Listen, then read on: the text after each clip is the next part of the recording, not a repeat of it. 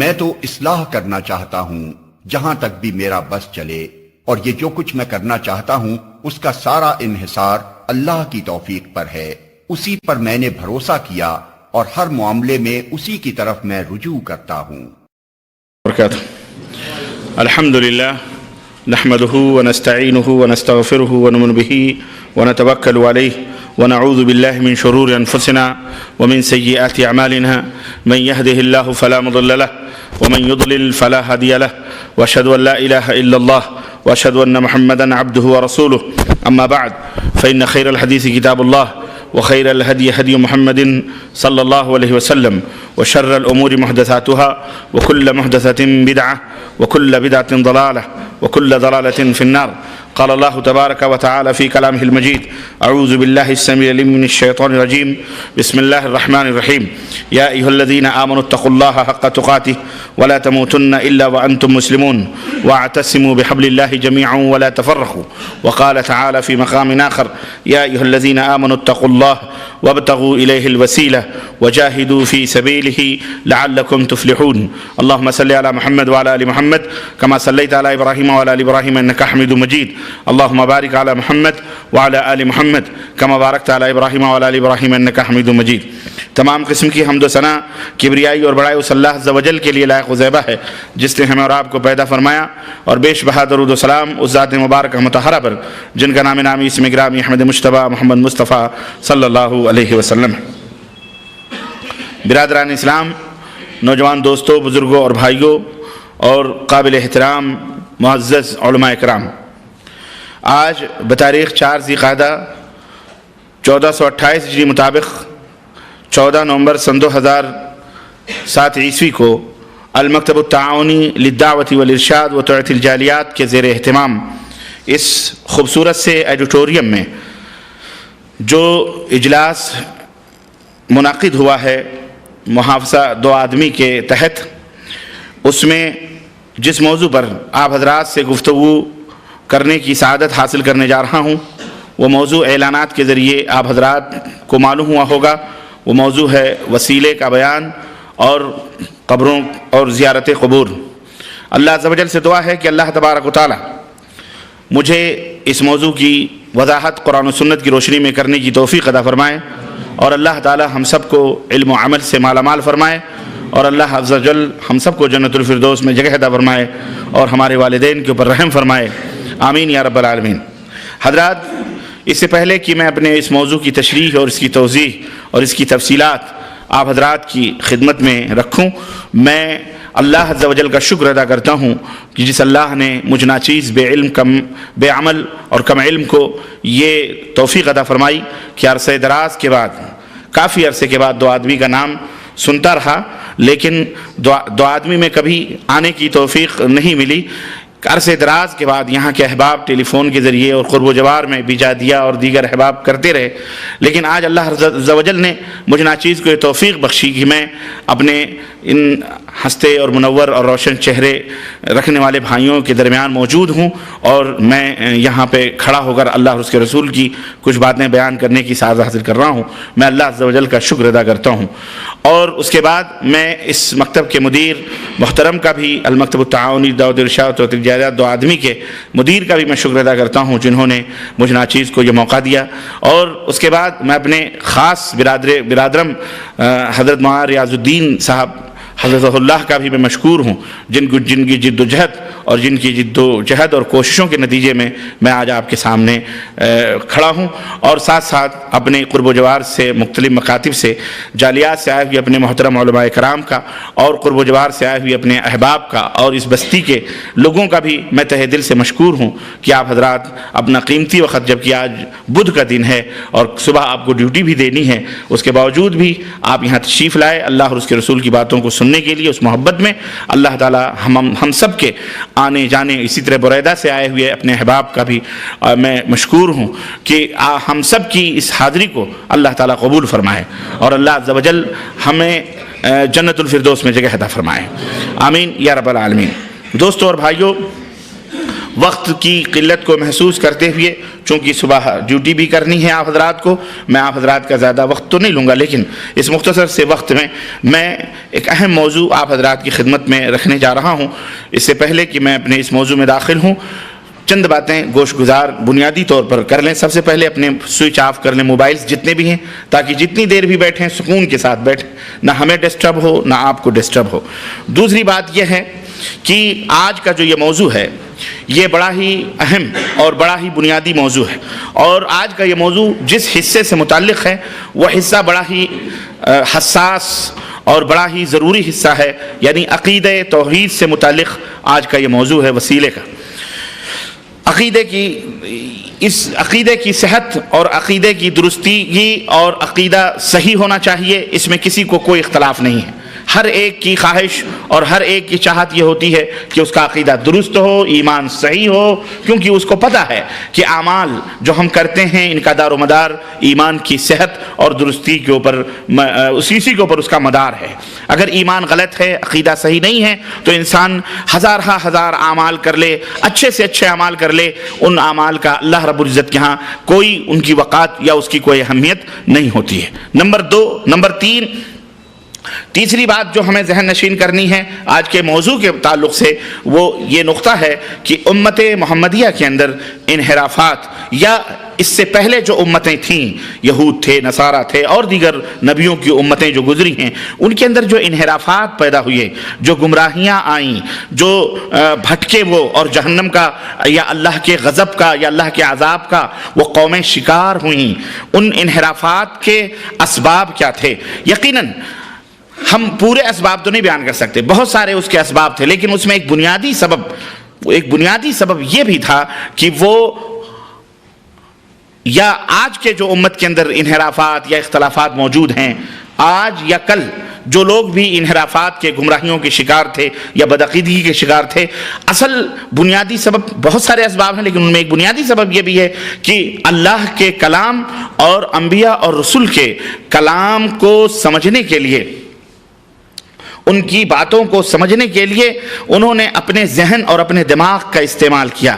من مانی اللہ اور اس کے رسول کی باتوں کی تعبیر کرنا، من مانی اپنے مزاج سے اللہ اور اس کے رسول کی باتوں کے معنی اور مفہوم امت کے اندر بیان کرنا، یہ بھی تمام اسباب میں سے ایک سبب تھا۔ آج بھی امت کے اندر، مسلمانوں کے اندر بہت ساری جو غلط باتیں، بدعقیدگی کی باتیں، گمراہیوں کی باتیں جو پھیلی ہوئی ہیں، ان کا بھی بنیادی اسباب میں سے ایک سبب یہ ہے کہ وہ قرآن و سنت کے معنی اور مفہوم کی تعیین اپنے دماغ اور اپنے مزاج اور اپنی منمانی کرتے ہیں، جبکہ اصول یہ ہے، ضابطہ یہ ہے، اور ہمارا منہج اہل السنہ والحدیث کا یہ ہے کہ قرآن کی اور احادیث کی باتوں کو علی منہج فہم سلف کے، جو سلف نے جس طرح سمجھا ہے، سلف سے مراد صحابہ کرام رضوان اللہ علیہم اجمعین ہیں، ان کے شاگرد ہیں، تابعین ہیں، تبع تابعین ہیں، یعنی اللہ کے رسول صلی اللہ علیہ وسلم کو اللہ تعالی نے قرآن دیا اور انہوں نے سمجھا، اور اس قرآن کو جس طرح اللہ کے نبی صلی اللہ علیہ وسلم نے اپنے صحابہ کو سمجھایا اور انہوں نے معنی بیان کیا، صحابہ نے اپنے شاگردوں کو سمجھایا، تابعین جن کو ہم کہتے ہیں انہوں نے جس طرح سمجھا، ہمیں بھی اسی طرح سے قرآن و سنت کو سمجھنا چاہیے جس طرح انہوں نے سمجھایا ہے۔ ایک لفظ کا معنی جیسے انہوں نے بیان کیا ویسے ہمیں بھی بیان کرنا ہے اور قیامت تک بیان کرنا ہے۔ اس میں ہمارے دماغ میں وہ لفظ سمجھ میں آئے نہ آئے یہ الگ بات ہے، اس کی حکمت ہم سمجھ سکیں نہ سمجھ سکیں، سمجھ رہے نا، لیکن جس طرح ہم کو حکم دیا گیا ہے، جس طرح ہم کو بتلایا گیا ہے، اسی طرح ہم سمجھیں بس۔ یہ اصول ہے، یہ ضابطہ ہے، اور ہمارا یہی منہج ہوگا، اور یہی ہر اہل سنت والجماعت، ہر مومن آدمی کا یہی منہج اور یہی طریقہ جنت میں لے جانے والا ہے۔ اس کے برخلاف ضلالت اور گمراہیاں، ہر آدمی کو اس کے مزاج کے مطابق چھوڑ دو تو پھر ہر آدمی اسی سے کفر نکالے گا، آپ اس سے توحید نکالیں گے، وہ آدمی اپنے مزاج سے اسے کفر نکالے گا، آدمی اس سے شرک نکالے گا، آدمی اسی حدیث سے بدعت ثابت کرے گا۔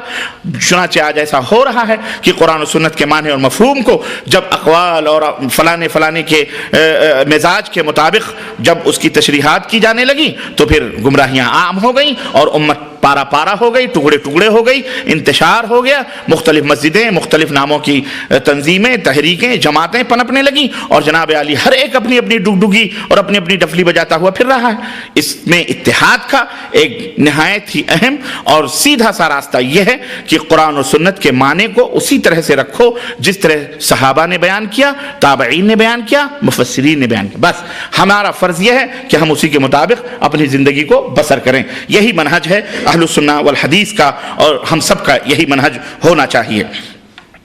پانچویں بات، یہاں یہ بات بھی دھیان میں رکھنی چاہیے کہ عقیدہ جو بنتا ہے وہ کسی کے، ہمارے آپ کے یا بڑے سے بڑے لوگوں کے قول اقوال، ان کے فرمان سے نہیں بنتا ہے۔ ایک بنیادی اہم ضروری بات ہے عقیدہ جو ہم نے دل میں بٹھاتے ہیں، ایمان جس کو ہم کہتے ہیں، اس کا دوسرا نام ایمان بھی ہے۔ یہ ایمان قرآن سے بنتا ہے۔ کس سے بنتا ہے؟ قرآن سے بنتا ہے۔ یہ ایمان نبی کریم صلی اللہ علیہ وسلم کے فرمان سے بنتا ہے۔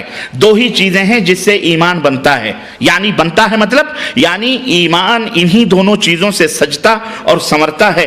ایمان کی اساس اور بنیاد انہی اللہ اور اس کے رسول کے فرمان پر ہے۔ بس اس کے بعد کسی اور کا قول اور فرمان ایمان نہیں کہلا سکتا، نہ ایمان کی مدار بنیاد بن سکتا ہے، نہ ایمان کی اساس بن سکتا ہے، نہ ہی اس سے عقیدہ ثابت ہو سکتا ہے، اور نہ ہی اس سے عقیدہ بن سکتا ہے۔ یہ بنیادی بات بھی بنیادی اپنے دماغ میں آپ رکھیے تاکہ آگے ہماری باتیں سمجھنے میں آپ کو آسانی ہو۔ نمبر 6، چھٹی بات یہ ہے کہ ہر کلمہ پڑھنے والا مومن، ہر کلمہ پڑھنے والا شخص یہ چاہتا ہے کہ وہ جہنم سے بچ کر جنت کا راہی بنے، جنت کی راہوں پہ چلے، جنت میں جائے، اور اس کے لیے وہ جنت کی راہ تلاش بھی کرتا ہے، ڈھونڈتا بھی ہے، یعنی صراط مستقیم اور راہ ہدایت کی راہ پر چلنے کا وہ خواہش مند ہوتا ہے۔ مگر یہ صراط مستقیم یا یہ راہ ہدایت اسے کہاں ملے گی، کیسے ملے گی؟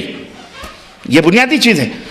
ہر آدمی چاہتا ہے کہ وہ صراط مستقیم پہ چلے، دعا کرتا ہے اہدنا الصراط المستقیم، اہدنا الصراط المستقیم، سورہ فاتحہ پڑھتا ہے نماز ہے، اے اللہ ہمیں سیدھے راستے پر چلا، اے اللہ ہمیں سیدھے راستے پر چلا۔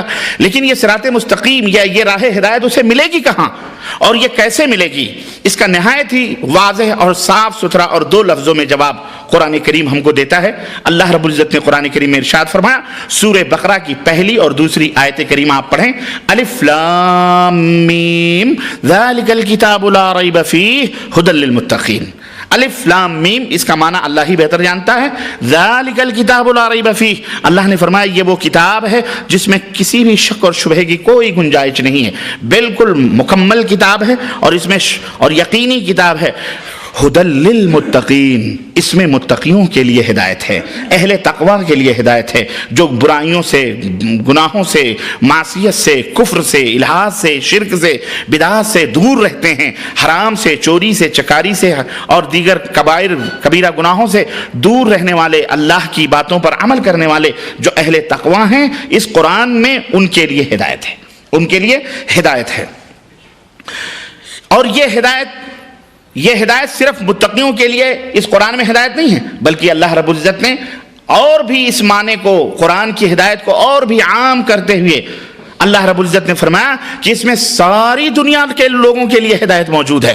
اللہ رب العزت نے سورہ بقرہ آیت نمبر 87 میں 87 کے اندر ارشاد فرمایا، شہر رمضان الذی انزل فیہ القرآن، رمضان کا یہ وہ مہینہ ہے جس میں قرآن نازل کیا گیا، قرآن اتارا گیا، ھدی للناس، ھدی للناس، اس قرآن میں ساری دنیا کے لوگوں کے لیے ہدایت ہے، یہودیوں کے لیے بھی، نصرانیوں کے لیے بھی، بدھسٹوں کے لیے بھی، جین کے لیے بھی، مسلمانوں کے لیے بھی، کافروں کے لیے بھی، ملحدوں کے لیے بھی، کمیونسٹوں کے لیے بھی، کمیونزم کے لیے، دہریوں کے لیے بھی جو اللہ کا انکار کرتے ہیں، سب کے لیے یہ ہدایت، یہ کتاب جو ہے کتاب ہدایت ہے۔ ھدی للناس وبینات من الھدی والفرقان، ہاں، اور اس کے اندر ہدایت ہے، فرقان ہے، کفر اور باطل، حق اور باطل کے درمیان تمیز کرنے والی چیزیں، اس میں ہدایت ہی ہدایت موجود ہے۔ تو اس آیت کریمہ سے ہمیں یہ معلوم ہوا کہ اہل تقوی ہی کے لیے ہدایت نہیں ہے، بلکہ سارے سنسار کے لوگوں کے لیے اس کے اندر ہدایت موجود ہے، ہندو ہو، مسلمان ہو، سکھ ہو، عیسائی ہو، سب کے لیے اس کے اندر ہدایت موجود ہے۔ اور اور یہ سورہ بقرہ آیت نمبر 185 کے اندر یہ آیت کریمہ موجود ہے۔ پھر یہ جو ہدایت کی تاثیر ہے، ہدایت کا جو یہ اثر ہے، یہ کسی ملک کے لیے خاص نہیں، کسی زمانے کے لیے خاص نہیں، کسی قوم کے لیے خاص نہیں، کسی خاندان کے لیے خاص نہیں کہ ہدایت کی یہ تاثیر صرف عربوں کے لیے ہے یا عجم کے لیے ہے یا امریکی کے لیے ہے یا یورپ کے لیے ہے یا مشرق والوں کے لیے ہے یا مغرب والوں کے لیے، نہیں، بلکہ جہاں جہاں بھی اللہ کی حکمرانی ہے، جہاں جہاں بھی اللہ تبارک و تعالیٰ کی حاکمیت کا سکہ چل رہا ہے، وہاں وہاں سب کے لیے تاثیر ہدایت اس کے اندر موجود ہے۔ چنانچہ اللہ رب العزت کا فرمان سنیے، اللہ فرماتا ان هو الا ذکر للعالمین، ان هو الا ذکر للعالمین، یہ سارے عالموں کے لیے اس کے اندر ہدایت ہے اور اس کے اندر ذکر ہے، نصیحت ہے، یعنی اس کو پڑھ کر کے آدمی سدھر سکتا ہے، سج سکتا ہے، سمر سکتا ہے۔ خلاصہ کلام یہ ہے کہ انسان کی نجات اور انسان کی فلاح و بہبود اور دنیا اور آخرت کی کامیابی اور ہدایت کا دار و مدار رب کے قرآن پر ہے اور محمد الرسول اللہ صلی اللہ علیہ وسلم کے فرمان پر ہے اور ہمارے عمل صالح پر ہے۔ ہمارا ایمان اور عقیدہ رب کے قرآن اور فرمان کے مطابق ہو اور ہماری زندگی، ہمارا عمل صالح حضرت محمد الرسول اللہ صلی اللہ علیہ وسلم کے فرمان کے مطابق ہو، تو اس طرح سے یہ ہمارا عقیدہ، ہمارا اخلاق، ہمارے معاملات، یہ سب کچھ یہ اس کو بند کر دیں پلیز، جزاک اللہ خیر، یہ سب کچھ قرآن و سنت کے مطابق ہونے چاہیے، ہمارے عمل صالح سب کچھ قرآن و سنت کے مطابق ہونے چاہیے۔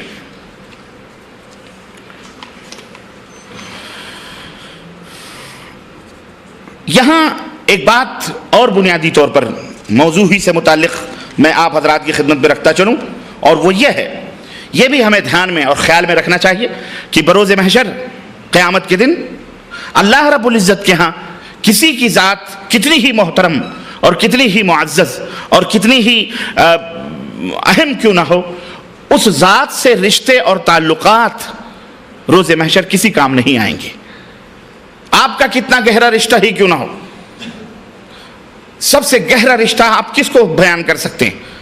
سوچ سکتے ہیں کہ فلاں کا ہمارا اس کا بڑا گہرا رشتہ ہے۔ میں سمجھتا ہوں باپ اور بیٹے سے بڑھ کر کے کوئی اہم رشتہ نہیں ہو سکتا ہے، لیکن قیامت کے دن قرآن نے ہمیں بتلایا کہ یہ رشتے بھی بیکار ہوں گے، نہ باپ بیٹے کے کام آ سکتا ہے اور نہ بیٹا باپ کے کام آ سکتا ہے۔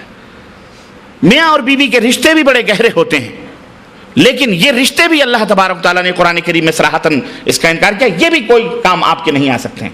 چنانچہ مثال کے طور پر میں ایک دو مثالیں دے کر اپنی بات آگے بڑھاؤں گا، یہیں سے یہ بات سمجھ میں آ جاتی ہے، اور جو اگلی بات میں بتانے والا ہوں وہ واضح طور پر آپ کے ذہن میں آ جائے گی کہ جب روز محشر کوئی کسی کے کام نہیں آ سکتا، تو پھر آج ہم وسیلے کے نام پر جو کچھ بھی کر رہے ہیں یہ کہاں تک صحیح ہے اور کہاں تک درست ہے، پھر غیر کیسے ہمارے کام آ سکتا ہے۔ اولو العزم نبی، اور جس کو کہہ لیں سب سے پہلے رسول اس دنیا میں جو بھیجے گئے حضرت آدم علیہ السلام کے بعد کون تھے؟ حضرت سیدنا نوح علیہ السلام تھے۔ 50 کم 1000 برس تک انہوں نے توحید کی دعوت دی اور لوگوں کو اللہ سے ڈراتے رہے اور لوگوں کو دعوت دیتے رہے کہ تم توحید پہ اوپر آ جاؤ، ایمان کو اپنا لو، لیکن کوئی بھی شخص، چند اشخاص جو تھے ان کی کشتی میں وہی آئے بہت ہی تھوڑے لوگ، ان کا اپنا خود کا بیٹا سلبی بیٹا وہ خود اپنے باپ کی دعوت کے خلاف ہو گیا اور اس نے اعلان بغاوت کیا۔ چنانچہ قرآن کریم میں اللہ رب العزت نے عذاب جب بھیجا اور حضرت نوح نے اپنے لخت جگر نور نظر اور کو دیکھا کہ وہ تھپیڑوں کی نظر ہے اور وہ لہروں کے اوپر تیر رہا ہے اور وہ اب اور تب کا مہمان ہے، وہ جانے والا ہے۔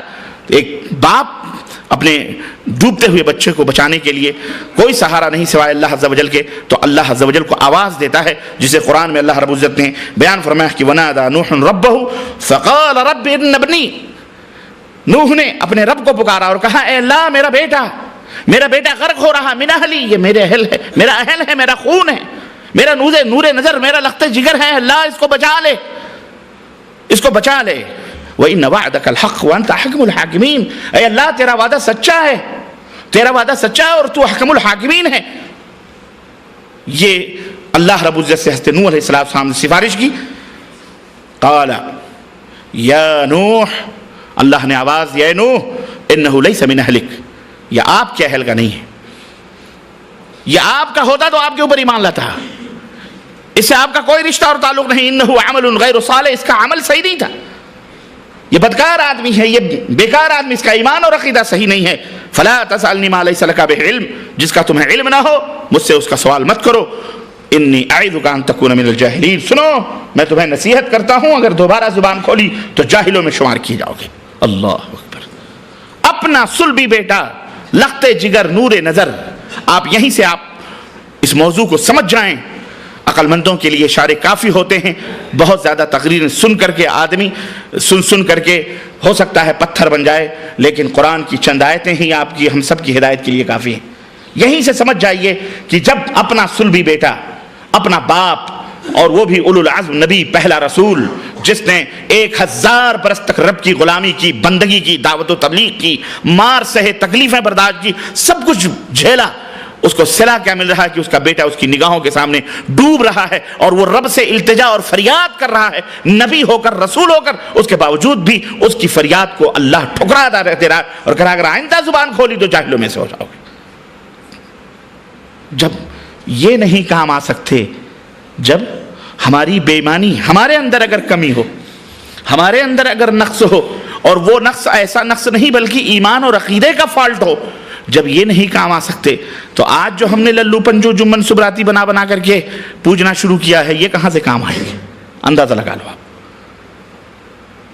واضح سی چیز ہے، صاف. حضرت ابراہیم علیہ السلام، اللہ عز و جل نے جن کا تذکرہ قرآن میں اکیلے تنہا ان کو انجمن قرار دیا.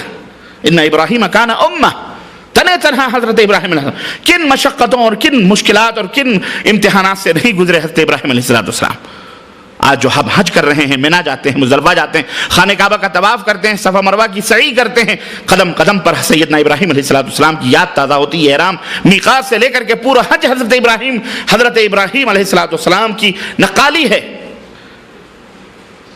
یہ وہ رسول ہیں جن کے قدم کو، جن کے عمل کو ہمارے لیے فرض قرار دیا گیا، ایمان کا ایک جز قرار دیا گیا، حصہ قرار دیا، رکن قرار دیا گیا.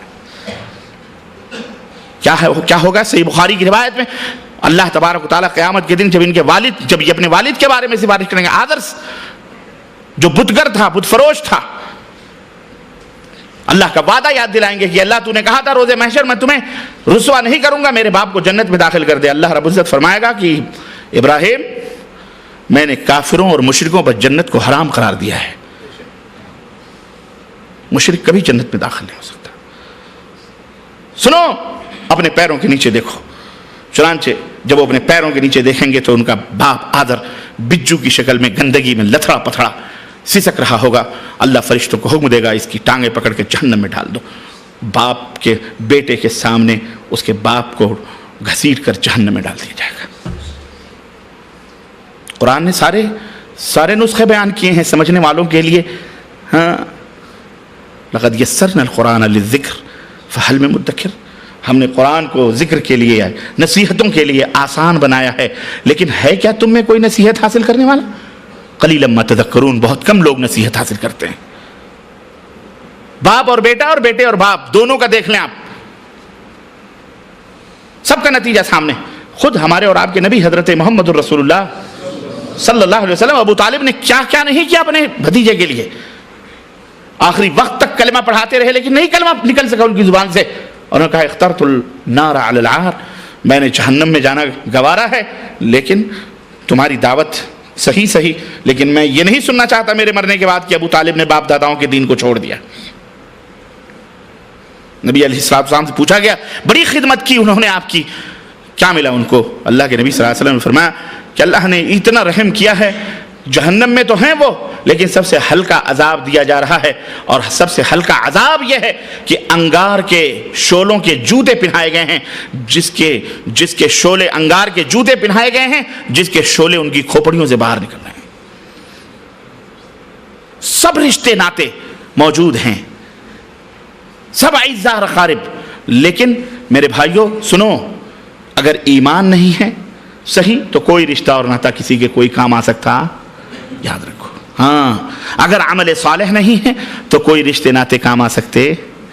ہاں، یاد رکھو. یہ پتہ ہم کو کیا چلا، معلوم یہ ہوا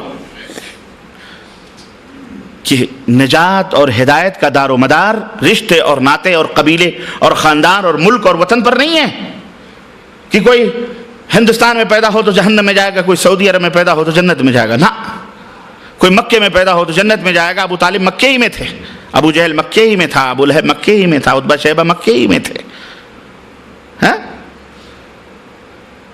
تھے کہ نہیں؟ کیا جنت میں گئے؟ یہ سارے جہنم میں گئے۔ تو زمینیں کسی کو مقدس نہیں بناتی، وہ خواہ خود کتنی مقدس کیوں نہ ہو۔ انسان عمل سے زندگی بنتی ہے، جنت بھی جہنم بھی، یہ خاکی اپنی فطرت میں نہ نوری ہے نہ ناری ہے۔ انسان کا عمل، انسان کا عقیدہ جہاں کہیں بھی رہے، پہاڑ کی چوٹی پہ بھی رہے، سمندر کے تہوں میں بیٹھا رہے، کہیں بھی اگر اس کا ایمان صحیح ہے وہ مرے گا تو انشاءاللہ اللہ اسے جنت میں داخل کرے گا۔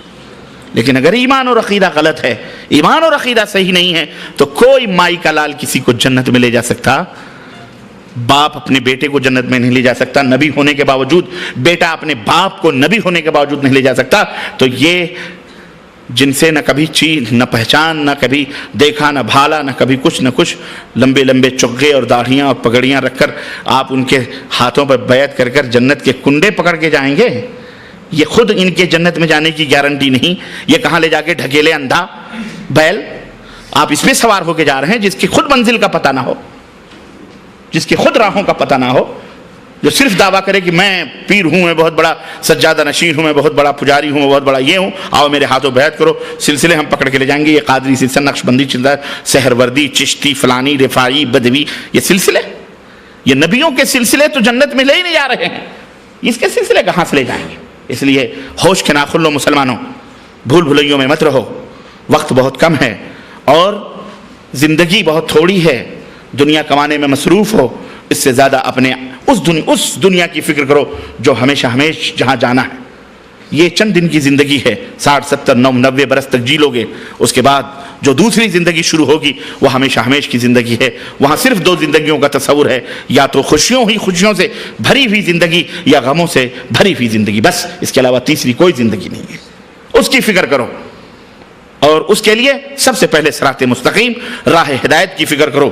چلنے سے پہلے راستے کی تعین کرو، دوڑنے سے پہلے منزل کو دیکھو، راستہ صحیح ہونا چاہیے، رخ صحیح ہونا چاہیے، تب اپنی گاڑی سٹارٹ کر کے اس سڑک پہ لے جاؤ۔ آپ کو جانا ہے بریدہ اور آپ ریاض روڈ کے اوپر گاڑی ڈالے ہوئے ہیں تو آپ بریدہ پہنچ سکتے ہیں؟ آپ ریاض ہی جائیں گے، بریدہ نہیں جائیں گے۔ سڑک کتنی ہی پچ کیوں نہ ہو، سڑک کتنی سیمنٹڈ کیوں نہ ہو، گاڑی کتنی ہی خوبصورت اور حسین اور نئی کیوں نہ ہو، کیونکہ رخ صحیح نہیں ہے، اس لیے غلط روی سے منازل کا بعد بڑھتا ہے۔ مسلمانوں، روش کارواں بدل ڈالو، کوئی کسی کا کام نہیں آئے گا، نہ ماں نہ باپ نہ بھائی نہ بہن، اکیلے آئے ہو اکیلے جانا ہے۔ اس لیے پہلی فرصت، پہلا قدم ہمارا یہ ہونا چاہیے کہ ہمارا ایمان اور عقیدہ صحیح اور درست ہونا چاہیے، اور اس کے لیے ضرورت اس بات کی ہے کہ ہم قرآن و سنت کو اپنے سینوں میں، اپنے دلوں میں جگہ دیں، بٹھائیں، اور یہ ایمان اور یقین رکھیں۔ یہی 2 چیزیں ہیں جو نجات کے لیے نجات دلا سکتی ہیں، اس کے علاوہ کوئی نجات، کہیں سے کوئی نجات یا کوئی ہدایت کی راہ ہم کو مل سکتی؟ بولو، نہیں مل سکتی۔ یہ بنیادی طور پر نہ کوئی ملا، نہ کوئی پیر، نہ کوئی مولوی، نہ کوئی فقیر، نہ کوئی کچھ نہیں۔ یہ جو کہتے ہیں نا نگاہیں اٹھ گئیں تو ایمان کی دنیا بدل دیتے ہیں، کچھ نہیں ہوتا ہے۔ یہ خود نہیں بدلتے تو آپ کو کیا بدلیں گے؟ یہ نبی اپنے بیٹے کو جہنم میں جاتا ہوا دیکھ سکتا ہے؟ نبی نے تو اپنے بیٹے پہ نگاہ نہیں ڈالی کہ بیٹا ایمان بدل دے۔ ابو طالب مر گئے، جہنم میں گئے، اللہ کے نبی نگاہ نہیں ڈال سکتے تھے؟ بولو، یہ پدی کے شور میں نگاہ ڈالنے سے دلوں کی دنیا بدل جاتی ہے۔ سب ڈھکوسلے ہیں، کیا ہیں یہ؟ بولو، ڈرو مت، بولو، ڈھکوسلے ہیں یہ سب ڈھکوسلے ہیں، سب ڈھکوسلے ہیں، چونچلے ہیں، ان کے آستانے بنا کے حق ہو کے نعرے، وظیفے، یہ وہ سب ڈھکوسلے ہیں، کوئی کسی کے کام نہیں آ سکتا ہے۔ آپ کا ایمان صحیح ہوگا، آپ کا عمل صحیح ہوگا، یہ 2 چیزیں ہیں۔ اس کے بعد جب گناہ ہوں گے وہاں شفاعت کا معاملہ آئے گا، سفارش کا، ہے کہ نہیں؟ وہ بات الگ ہوگی۔ لیکن جب بنیاد ہی ڈل ہو تو اس کے اوپر کتنی ہی خوبصورت عمارت کھڑی کرو، بیکار ہے، وہ ڈھہ جائے گی آج نہیں تو کل۔ بنیاد مضبوط ہونی چاہیے، صحیح ہونی چاہیے۔ اب آئیے یہ دیکھتے ہیں کہ وسیلہ جو آج ہمارا موضوع ہے، اور جو میں سمجھتا ہوں شرک کی جڑ ہے، اور اسی وسیلے کو مٹانے کے لیے، اسی وسیلے کی وجہ سے کفار مکہ جہنم میں گئے ہیں. یہی ایک وسیلہ جس کو آج ہم وسیلہ کا نام دیتے ہیں. یہی وہ توسل اور یہی وہ وسیلے تھے. وسیلہ کس کو کہتے ہیں؟ وسیلے کا لغوی معنی ہے ذریعہ. جیسے بھائی ہمیں بجادیہ جانا ہے 2 آدمی سے، یا ہمیں بریدہ جانا ہے 2 آدمی سے، کیا وسیلہ ہے، کیا ذریعہ ہے جانے کا؟ کوئی کہے گا ٹرین ہے، کوئی کہے گا جہاز ہے، کوئی کہے گا کار ہے، کوئی کہے گا GMC ہے، کوئی کچھ. کسی کے پاس کچھ نہیں. بھائی آپ کے 2 پیر ہیں، یہی ذریعے ہیں، آپ چلے جائیں. آپ آئے ہیں کہیں نہ کہیں، کسی نہ کسی ذریعے سے، کسی نہ کسی وسیلے سے آئے. سمجھ رہے ہیں نا؟ یہ عالم اسباب ہے. یہاں جو بھی وسائل اور ذرائع ہیں جائز حد کی حد تک اللہ اس کے رسول نے ہمارے لیے جائز قرار دی، اور جہاں حرام ہے اس کے حرام کی بھی شہادت اللہ اس کے رسول نے دے دی ہے کہ یہ حرام ہے، اس کو مت، کامیابی کے لیے یہ وسیلے یہ ذریعے نہ اپناؤ. تجارت سے کامیاب ہو جاؤ، سود کھا کر کے کامیاب، سود نہ لو. یہ بھی کامیابی کا ایک ذریعہ ہے نا. تجارت اور جوا سٹا لاٹری کیا ہے، یہ بھی کامیابی کا ذریعہ ہے. تجارت بھی کامیابی کا ذریعہ ہے. لیکن اللہ نے فرمایا احل اللہ البیع وحرم الربا، اللہ نے خرید و فروخت کو جائز قرار دیا، حلال قرار دیا ہے، لیکن ربا اور سود کو کیا کیا ہے؟ حرام قرار دیا ہے. اس کے ذریعے آگے مت بڑھو، یہ تمہیں جہنم میں لے جانے والا ذریعہ ہے. تو خیر، کہنے کا مطلب یہ ہے کہ وسیلہ آج جو عام خیال ہے ہمارے ہندوستان، پاکستان، بنگلہ دیش اور دیگر ملکوں کے اندر جو اولیاء صالحین کے وسیلے لیتے ہیں، عام خیال جو ہے لوگوں کا، دانستہ خیال ہو یا نادانستہ طور پر وہ رکھتے ہوں، وسیلے کا جو معنی ہے وہ یہی ہے کہ کسی ذات کو اللہ اور بندوں کے درمیان وسیلہ سمجھ کر پکارنا، اس سے سفارش کا طالب ہونا، اس پر توکل اور بھروسہ کرنا وسیلہ کہلاتا ہے. اوکے، ہم اور آپ سب متفق ہیں اس تعریف پر. یہی ہے وسیلہ. عموماً وسیلے کا جو معنی ہے، عوام ہوں یا بعض علماء ہوں جو اس کی دعوت دیتے ہیں، ان کے دماغوں میں کیا ہے کہ اللہ کے درمیان اور بندوں کے درمیان کسی ذات کو وسیلہ بنانا، اسے پکارنا، اس سے سفارش کی درخواست کرنا، اس پر توکل اور بھروسہ کرنا، یہی وسیلہ کہلاتا ہے. غالب اکثریت اسی قسم کا عقیدہ رکھتی ہے. لیکن ذرا اور گہرائی میں جا کر کے دیکھیں تو آپ کو معلوم ہوگا کہ وسیلہ 2 طرح کا ہے. وسیلہ 2 طرح کا ہے. ایک وسیلہ وہ ہے جو جائز ہے، اور ایک وسیلہ وہ ہے جو ممنوع ہے، حرام ہے، ناجائز وسیلہ ہے. جائز وسیلے کا مطلب کیا ہے؟ جائز وسیلے کا مطلب یہ ہے کہ آپ وہ ذرائع اللہ کا قرب حاصل کرنے کے لیے، اللہ کی نزدیکی حاصل کرنے کے لیے، اپنے اور اللہ کے درمیان اللہ سے محبت بڑھانے کے لیے وہ ذرائع استعمال کریں جو شریعت نے آپ کے لیے جائز قرار دیا ہے، حلال قرار دیا ہے. اور ممنوع اور ناجائز وسیلے کا مطلب یہ ہے کہ جس کے اوپر شریعت کی مہر ہی نہ ہو، اپنی منمانی آپ نے ذریعہ اور وسیلہ بنا لیا ہو، وہ ذریعہ ممنوع اور حرام ذریعہ کہلاتا ہے، اور اس کا شریعت میں کوئی ثبوت موجود نہیں ہے. میرے عزیزو، میرے دوستو، قرآن کریم کو اگر آپ کھنگالیں، پورے قرآن کو اگر آپ پڑھیں تو پورے قرآن کریم میں لفظ وسیلہ 2 مقام پر آیا ہوا ہے. کتنی جگہوں پہ آیا ہوا ہے؟ 2 جگہ پر. چنانچہ ایک سورہ المائدہ آیت نمبر 35 میں اللہ عز و جل نے ارشاد فرمایا، یا ایھا الذین آمنوا اتقوا اللہ، اے وہ لوگو جو ایمان لائے ہو، اللہ سے ڈرو، وابتغوا الیہ الوسیلہ، وابتغوا الیہ الوسیلہ، اور اس کا وسیلہ تلاش کرو، اس کا وسیلہ تلاش کرو، اور وجاہدوا فی سبیلہ لعلکم تفلحون، اور اس کی راہ میں جہاد کرو تاکہ تمہارا بھلا ہو، تم کامیاب ہو سکو. میں نے شروع میں آپ کو بتلایا کہ قرآن کریم کی یہ آیت ہے جس کا ترجمہ میں نے بتلایا آپ کو. اب آئیے یہ دیکھتے ہیں، میں نے شروع میں آپ کو بتلایا قرآن کو، احادیث کو اس طرح سمجھو جس طرح نبی نے سمجھایا، صحابہ کو صحابہ نے سمجھایا، تابعین کو تابعین نے، تبع تابعین کو محدثین مفسرین نے جس طرح سے قرآن کو سمجھا ہے اس طرح ہم کو سمجھنا ہے. اپنی منمانی ہمیں نہیں سمجھنی ہے. اپنی منمانی سمجھنے سے آدمی گمراہ ہو جائے گا اور غلط راہوں پہ چلا جائے گا. تو آئیے یہ دیکھتے ہیں کہ اس وسیلے کا معنی ائمہ تفاسیر نے کیا کیا ہے. تفسیر لکھنے والے ائمہ نے، اماموں نے اس کا کیا کیا. چنانچہ ان ائمہ میں سب سے بڑے امام نبی کریم صلی اللہ علیہ وسلم کے چچیرے بھائی حضرت عبداللہ ابن عباس رضی اللہ تعالیٰ. جن کو ترجمان القرآن کا خطاب اللہ کے نبی صلی اللہ علیہ وسلم نے دیا تھا، امام المفسرین ہیں یہ، نبی علیہ السلام سے قرآن کا علم انہوں نے حاصل کیا، نبی صلی اللہ علیہ وسلم کے چچیرے بھائی حضرت عبداللہ ابن عباس رضی اللہ تعالیٰ عنہ، اور اسی طرح حضرت حسن بصری، اور اسی طرح مجاہد، یہ تابعین بھی ہیں، کبار تابعین ہیں اور شاگرد بھی ہیں صحابہ کرام رضوان اللہ علیہم کے، ان کا نام خاص طور پر قابل ذکر ہے، حتیٰ کہ حضرت قتادہ رضی اللہ تعالی عنہ جو صحابی حضرت قتادہ رحمۃ اللہ علیہ یہ فرماتے ہیں کہ وسیلے کا معنی کیا ہے؟ وسیلے کا معنی کہہ رہے ہیں اے تقرب الیہ بطاعتہ والعمل بما یرضیہ، وسیلے کا معنی ہے اطاعت الہی، اللہ کی اطاعت اور اس کی مرضی کے مطابق عمل کر کے اللہ کا قرب حاصل کرو۔ وابتغوا الیہ الوسیلہ کا مطلب کیا ہے؟ ہاں، اللہ کی اطاعت کر کے، اللہ تعالیٰ کی اطاعت کر کے، اس کی مرضی کے مطابق عمل کر کے اللہ کی نزدیکی حاصل کرو، اللہ کا قرب حاصل کرو۔ سمجھ میں بات آئی کہ نہیں آئی؟ یہ کون کہتا ہے؟ حضرت قتادہ رحمۃ اللہ علیہ یہ فرماتے ہیں۔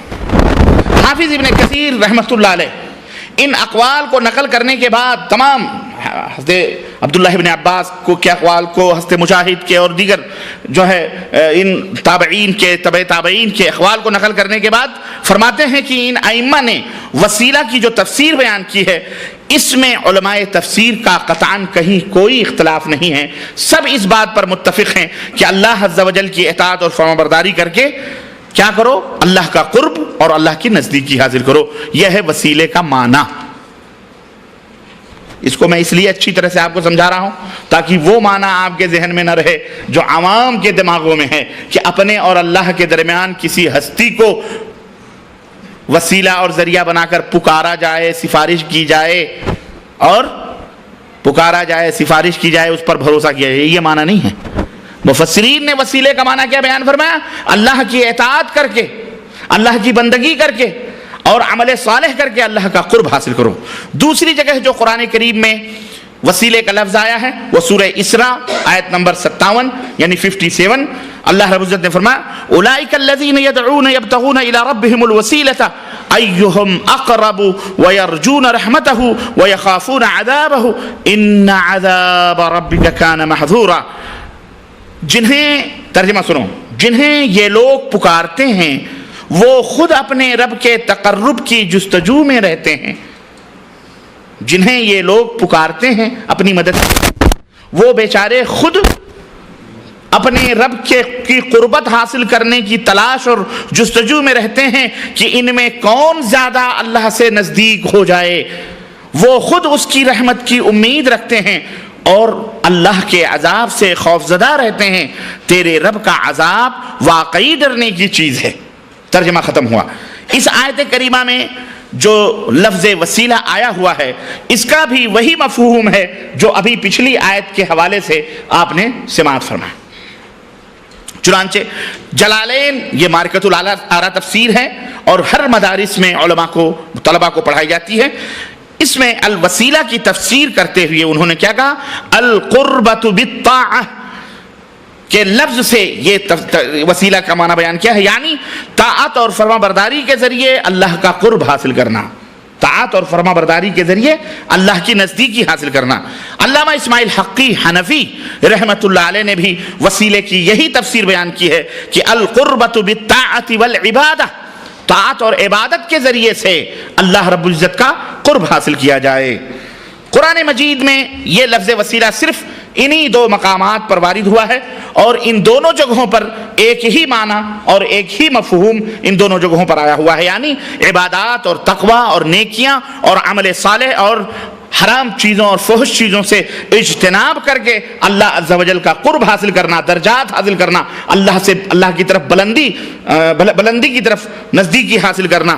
تو یہ ایسی چیز ہے، یہ ایسا معنی ہے جس کے اوپر تمام مفسرین اہل السنہ والجماعہ کا اتفاق ہے اور یہی وسیلے کا معنی ہے۔ البتہ یہ لفظ حدیث شریف میں بھی ایک جگہ آیا ہوا ہے، لیکن حدیث میں یہ لفظ آیا ہے لیکن اس معنی میں نہیں آیا ہے جس معنی میں قرآن میں آیا ہے۔ چنانچہ آپ سب کو معلوم ہے وہ حدیث، ابھی میں پڑھوں گا, آپ کہیں گے ہاں یہی ہے. وہ حدیث صحیح مسلم کے اندر کتاب الصلاح کے اندر یہ حدیث آئی ہوئی ہے. حضرت عبداللہ بن عمرو سے روایت ہے کہ رسول اللہ صلی اللہ علیہ وسلم نے فرمایا اذا سمعتم المؤذن فقولوا مثل ما يقول ثم صلوا علي فإنه من صلى علي صلاة صلى الله عليه بها 10 ثم صلوا الله للوسيلة فإنها منزلة في الجنة لا تنبغي إلا لعبد من عباد الله وأرجو أن أكون أنا هو فمن سأل لي الوسيلة حلت عليه الشفاعة. اللہ کے نبی صلی اللہ علیہ وسلم فرمایا جب تم مؤذن کی آواز سنو تو انہی الفاظ کو تم بھی دہراؤ. یعنی مؤذن اگر یہ کہتا ہے اللہ اکبر تو تم بھی کیا کہو؟ اللہ اکبر کہو. مؤذن کہے اشہد ان لا الہ الا اللہ تو تم بھی کیا کہو؟ اشہد ان لا الہ الا اللہ. ہمارے یہاں اس کو چینج بھی کیا گیا ہے. ہمارے ہاں جب اللہ اکبر کہتے ہیں تو دو لوگ کہتے ہیں جل جلالہ جل ثناہ اور پتہ نہیں کیا کرتے ہیں. اور جب کہتا ہے اشہد ان لا الہ الا اللہ تو اس پر بھی پتہ نہیں کیا کہتے ہیں. جب اشہد ان محمد رسول اللہ کہتا ہے تو بجائے اشہد ان محمد رسول اللہ کے صلی اللہ علیہ وسلم اور پھر انگوٹھا چومتے ہیں, ہے نا. ہمارے یہاں یہ چیزیں جاری ہیں. اللہ کے رسول کا فرمان سنو. اللہ کے نبی صلی اللہ علیہ وسلم صحیح مسلم کی حدیث کہ قولوا مثل ما یقول المؤذن, اسی طرح کہو اسی طرح تم بھی دہراؤ جس طرح مؤذن دہراتا ہے, مؤذن کہتا ہے. پھر جب مؤذن اذان ختم کر لے تو پھر میرے اوپر درود بھیجو, میرے اوپر درود بھیجو. پھر درود بھیجنے کے بعد اللہ تعالیٰ سے میرے لیے وسیلہ مانگو, اللہ تعالیٰ سے میرے لیے وسیلہ مانگو. کیوں؟ وسیلہ ایک بلند مقام ہے جو اللہ کے صرف ایک ہی بندے کے لیے مناسب ہے, اور میں امید رکھتا ہوں کہ وہ بندہ میں ہی ہوں. تو جو شخص میرے لیے اللہ سے وسیلے کی دعا کرے گا اس کے لیے میری شفاعت حلال ہو جائے گی, ثابت ہو جائے گی. اس حدیث پاک میں جو وسیلے کا لفظ وارد ہوا ہے وہ قرآن میں جو وسیلہ آیا ہوا ہے اس سے مختلف ہے, اس سے مختلف ہے. لیکن یہاں اب آپ کہیں گے وہ وسیلہ وہ کیسے ہے؟ وہ حدیث پاک اللہ کے رسول صلی اللہ علیہ وسلم نے فرمایا کہ اذان کے بعد جب آپ اذان کی آواز سنیں تو کیا کہیں؟ اللہم اذان جب ختم ہو جائے تو کہیں اللہم صلی علی محمد وعلی آل محمد کما صلیت علی ابراہیم وعلی آل ابراہیم انک حمید مجید. اللہم بارک علی محمد وعلی آل محمد کما بارکت علی ابراہیم وعلی آل ابراہیم انک حمید مجید. اللہم رب هذه الدعوة التامة والصلاة القائمة آت محمدا الوسیلہ. آتی ہاں یہ ہے مانگنا, اے اللہ میرے نبی محمد صلی اللہ علیہ وسلم کو مقام وسیلہ عطا فرما.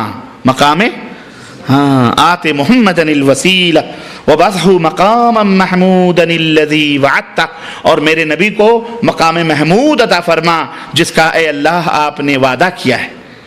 تو اللہ کے نبی صلی اللہ علیہ وسلم فرماتے ہیں جو شخص یہ دعا پڑھے گا اذان کے بعد, میرے اوپر درود پڑھے گا, اس کے بعد یہ دعا پڑھے گا, ایسے شخص کے لیے قیامت کے دن میری شفاعت حلال ہو جائے گی. تو ہم کو چاہیے کہ اس کا التزام کریں کہ اذان سننے کے بعد اپنے نبی پر درود بھیجیں اور اس کے بعد یہ دعا پڑھیں. ٹھیک ہے میرے عزیزو, میرے دوستو اور بھائیو, یہ وسیلے کے چند مفاہیم اور معنی تھے. اب آئیے وسیلہ, اب ہماری جو بحث ہے, ہماری جو گفتگو اس وسیلے پر نہیں ہے جو اذان میں ہم اللہ کے نبی صلی اللہ علیہ وسلم سے مانگتے ہیں. ہمیں واضح ہو گیا کہ وسیلہ ایک بلند مقام ہے جس کے لیے اللہ کے نبی نے ہمیں اپنی امت کو یہ تعلیم دی ہے کہ وہ اللہ تعالیٰ سے میرے لیے مانگو. یہ وسیلہ وہ وسیلہ نہیں ہے جو قرآن میں اللہ تبارک تعالیٰ نے ہمیں کہا ہے کہ وہ وسیلہ ڈھونڈو, یعنی اللہ کا قرب حاصل کرنے کے لیے, نزدیکی حاصل کرنے کے لیے. سمجھ رہے ہیں؟ اللہ سے ذریعہ حاصل کرو, یعنی طاعت اور اللہ کی فرما برداری کر کے وہ ذریعہ اللہ کا قرب حاصل کرو. وسیلے کی ضرورت بندے کو کیوں پڑتی ہے, کیوں پڑی آخر؟ اصل میں وجہ یہ ہے کہ بندہ ضعیف ہے, کمزور ہے, لاچار ہے, مجبور ہے. کوئی بھی لمحہ وہ اللہ کے فضل و کرم سے بے نیاز نہیں ہو سکتا, ہمیشہ وہ محتاج ہے اپنے رب کا, اپنے مالک کا. چنانچہ حدیث قدسی میں اللہ کے رسول صلی اللہ علیہ وسلم فرماتے ہیں کہ ارشاد باری تعالیٰ ہے کہ یا عبادی کلکم ضال الا من ہدیتہ فاستہدونی اہدکم یا عبادی کلکم جائع الا من اطعمتہ فاستطعمونی اطعمکم یا عبادی کلکم عار الا من کسوتہ فاستکسونی اکسکم اللہ کے رسول صلی اللہ علیہ وسلم فرماتے ہیں کہ اللہ تعالیٰ کا فرمان ہے کہ اے میرے بندو تم سب کے سب گمراہ ہو سوائے اس شخص کے جسے میں ہدایت دوں. تم سب کے سب گمراہ ہو سوائے اس شخص کے جسے میں ہدایت دوں، اس لیے اے میرے بندو تم مجھ سے ہدایت طلب کرو، میں تمہیں ہدایت دوں گا. اے میرے بندو تم سب کے سب بھوکے ہو سوائے اس شخص کے جسے میں کھلاؤں، اس لیے مجھ سے کھانا طلب کرو، میں تمہیں کھلاؤں گا، میں تمہیں کھلاؤں گا. اے میرے بندو تم سب کے سب ننگے ہو سوائے اس شخص کے جسے میں کپڑا پہنا دوں، اس لیے کپڑا بھی مانگنا ہے تو مجھ سے مانگو، کپڑا بھی مانگنا ہے مجھ سے مانگو، میں تمہیں کپڑا پہناؤں گا. اللہ اکبر. یہ حدیث قدسی ہے. یہ اللہ کے رسول صلی اللہ علیہ وسلم ان تمام ضرورتوں کے علاوہ کپڑا، کھانا پینا، جب اللہ کے محتاج ہیں ہم اور اللہ ہی ہم کو دینے والا ہے، ہدایت سے لے کر کھانا پینا کپڑا سب کچھ، میرے بھائیوں ان تمام ضرورتوں کے علاوہ بھی بہت ساری ایسی ضرورتیں ہیں جس میں انسان ضعیف ہے، کمزور ہے. زندگی کے اندر متعدد ایسی خطرناک گھاٹیاں اس کے سامنے پیش آتی ہیں جنہیں پار کرنے کے لیے وہ اللہ کی طرف اپنے ہاتھوں کو بلند کرتا ہے اور مجبور ہو جاتا ہے اپنے رب کو پکارنے کے لیے اور اللہ رب العزت سے دعا کرنا، استغفار کرتا ہے. وہ اس وقت اللہ تبارک تعالیٰ نے چنانچہ عاجز بندے کی اطمینان کے لیے اللہ تعالیٰ نے قرآن کریم میں ارشاد فرمایا امن یجیب المضطر اذا دعاہ ویکشف السوء ویجعلکم خلفاء الارض االہ مع اللہ قلیلا ما تذکرون. سورہ النمل آیت نمبر 62 62.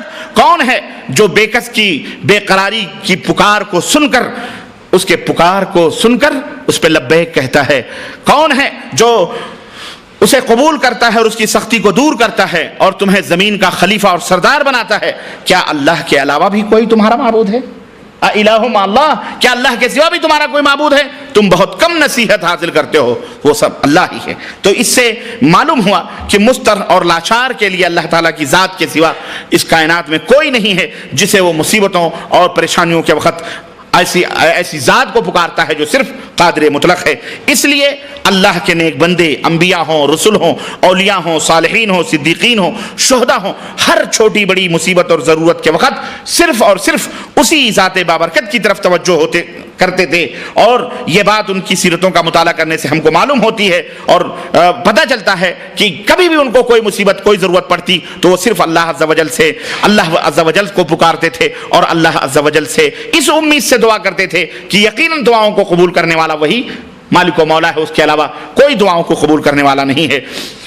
تو میرے عزیزو انہی دعاؤں کی قبولیت، دعا کو قبول کروانے کے لیے وہ مختلف اللہ تعالیٰ نے ڈھنگ اور طریقے بھی بتلائیں کہ مجھ سے مانگو تو اس ڈھنگ سے مانگو. انہی آداب میں سے ایک ادب وسیلہ بھی ہے، انہی آداب دعا میں سے ایک ادب وسیلہ بھی ہے اور وہ ڈھنگ اللہ تعالیٰ نے ہم کو بتائے ہیں، وہ ادب بھی اللہ اور اس کے رسول نے ہم کو سکھلا دیے ہیں کہ اس ادب اور اس ڈھنگ سے اگر اللہ تعالیٰ سے مانگو گے تو اللہ تمہیں ضرور عطا فرمائے گا. لیکن بدقسمتی سے جہاں اور بہت ساری چیزیں عبادتوں میں ہمارے گھس گئی ہیں، شرک کے تعلق سے، بدعت کے تعلق سے، اس ادب دعا کی تعلق سے بھی بہت ساری خرافات ہمارے درمیان آ گئیں اور دعائیں جو مخ العبادہ، جو عبادت کا مخ ہیں، مغز ہیں، یا دعا ہی عبادت ہے، اس میں بھی ہم نے بہت ساری خرافات اور بہت ساری چیزیں لا کر کے گھسیڑ دیں. اس لیے نہ ہماری دعا قبول ہوتی ہے اور نہ ہی ہم دنیا میں کامیاب ہے، نہ آخرت تو اللہ ہی مالک ہے. بہت ساری بدعتیں اور بہت ساری چیزیں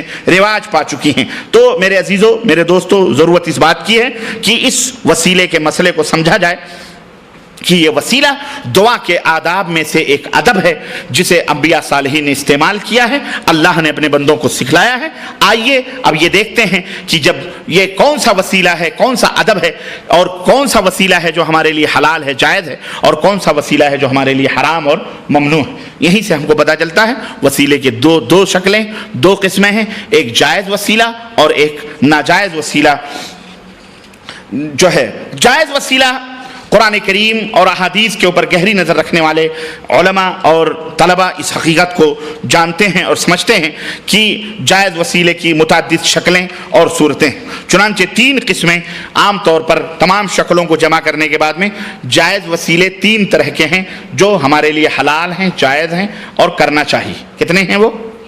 3 ہیں، یاد رکھیے ذہن میں. اور اس کے علاوہ جتنے ہیں سب حرام ہیں، ممنوع ہیں. یہ 3 وسیلے 3 طرح کے وسیلے جائز ہیں. پہلا وسیلہ اللہ عز و جل کے ناموں اور اللہ کے پیارے پیارے صفتوں کا وسیلہ لینا. اللہ کے نام اللہ ہے، رحمان ہے، رحیم ہے، صفات ہیں رزاق ہے، ذو القوت المتین ہے، متکبر ہے، جبار ہے، قہار ہے، اللہ رب العزت ودود، یہ سب صفات ہیں اللہ تبارک و تعالیٰ کی۔ تو وسیلہ لینا اللہ کے ناموں کا اور اللہ تبارک و تعالیٰ کے صفات کا۔ دلیل اس کی کیا ہے؟ اللہ رب العزت نے فرمایا وَلِلَّهِ الْأَسْمَاءُ الْحُسْنَى فَادْعُوهُ بِهَا وَلِلَّهِ الْأَسْمَاءُ الْحُسْنَى فَادْعُوهُ بِهَا وَذَرُوا الَّذِينَ يُلْحِدُونَ فِي أَسْمَائِهِ سَيُجْزَوْنَ مَا كَانُوا يَعْمَلُونَ سورہ الاعراف آیت نمبر 180۔ اور سنو ترجمہ، اور اللہ تعالیٰ کے تمام نام اچھے ہیں، اللہ کے جتنے بھی نام ہیں، کتنے سب کیا ہیں؟ اچھے ہیں، انہی ناموں سے اسے پکارو، انہی ناموں سے اسے پکارو۔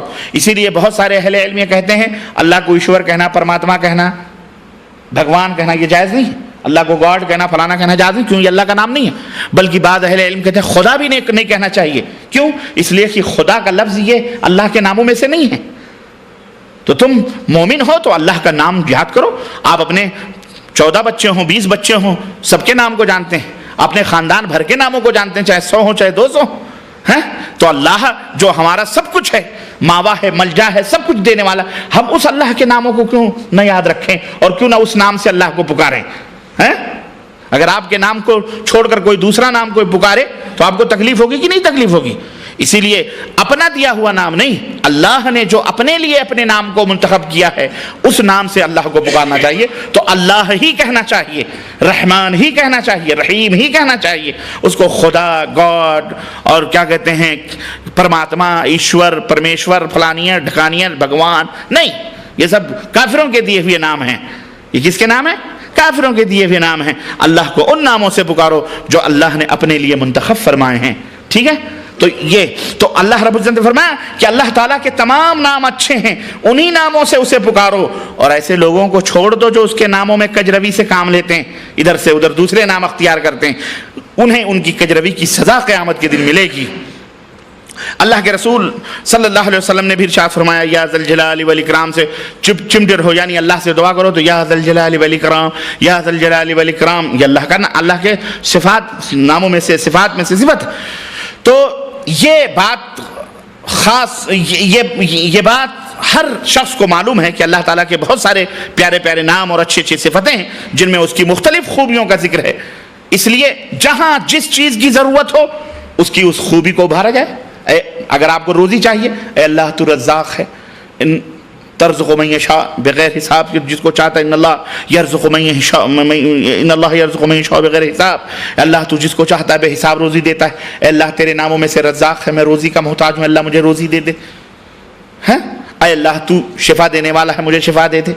اے اللہ تو، یعنی جیسے جیسے اس کے نام ہیں ان ناموں کی صفتوں سے اس کو پکارا جائے تو یہ اللہ رب العزت کے لیے بہت ہی بہتر ہے۔ اس لیے بندے کو جس قسم کی ضرورت ہو، علماء نے فرمایا کہ اس قسم کی ضرورت کے پیش نظر اسے یاد کیا جائے، جیسے اے اللہ تو رحمان ہے، رحیم ہے، لہذا ہمارے اوپر رحم فرما۔ اے اللہ تو رزاق ہے، ہر کس و ناکس اور چرند پرند کو روزی دیتا ہے، اے اللہ میری روزی میں کشادگی دے دے، اے اللہ میری روزی میں برکت دے دے۔ اے اللہ تو غفور ہے، غفار ہے، اے اللہ میں گنہگار ہوں، بدکار ہوں، اس گنہگار بندے کو معاف فرما دے۔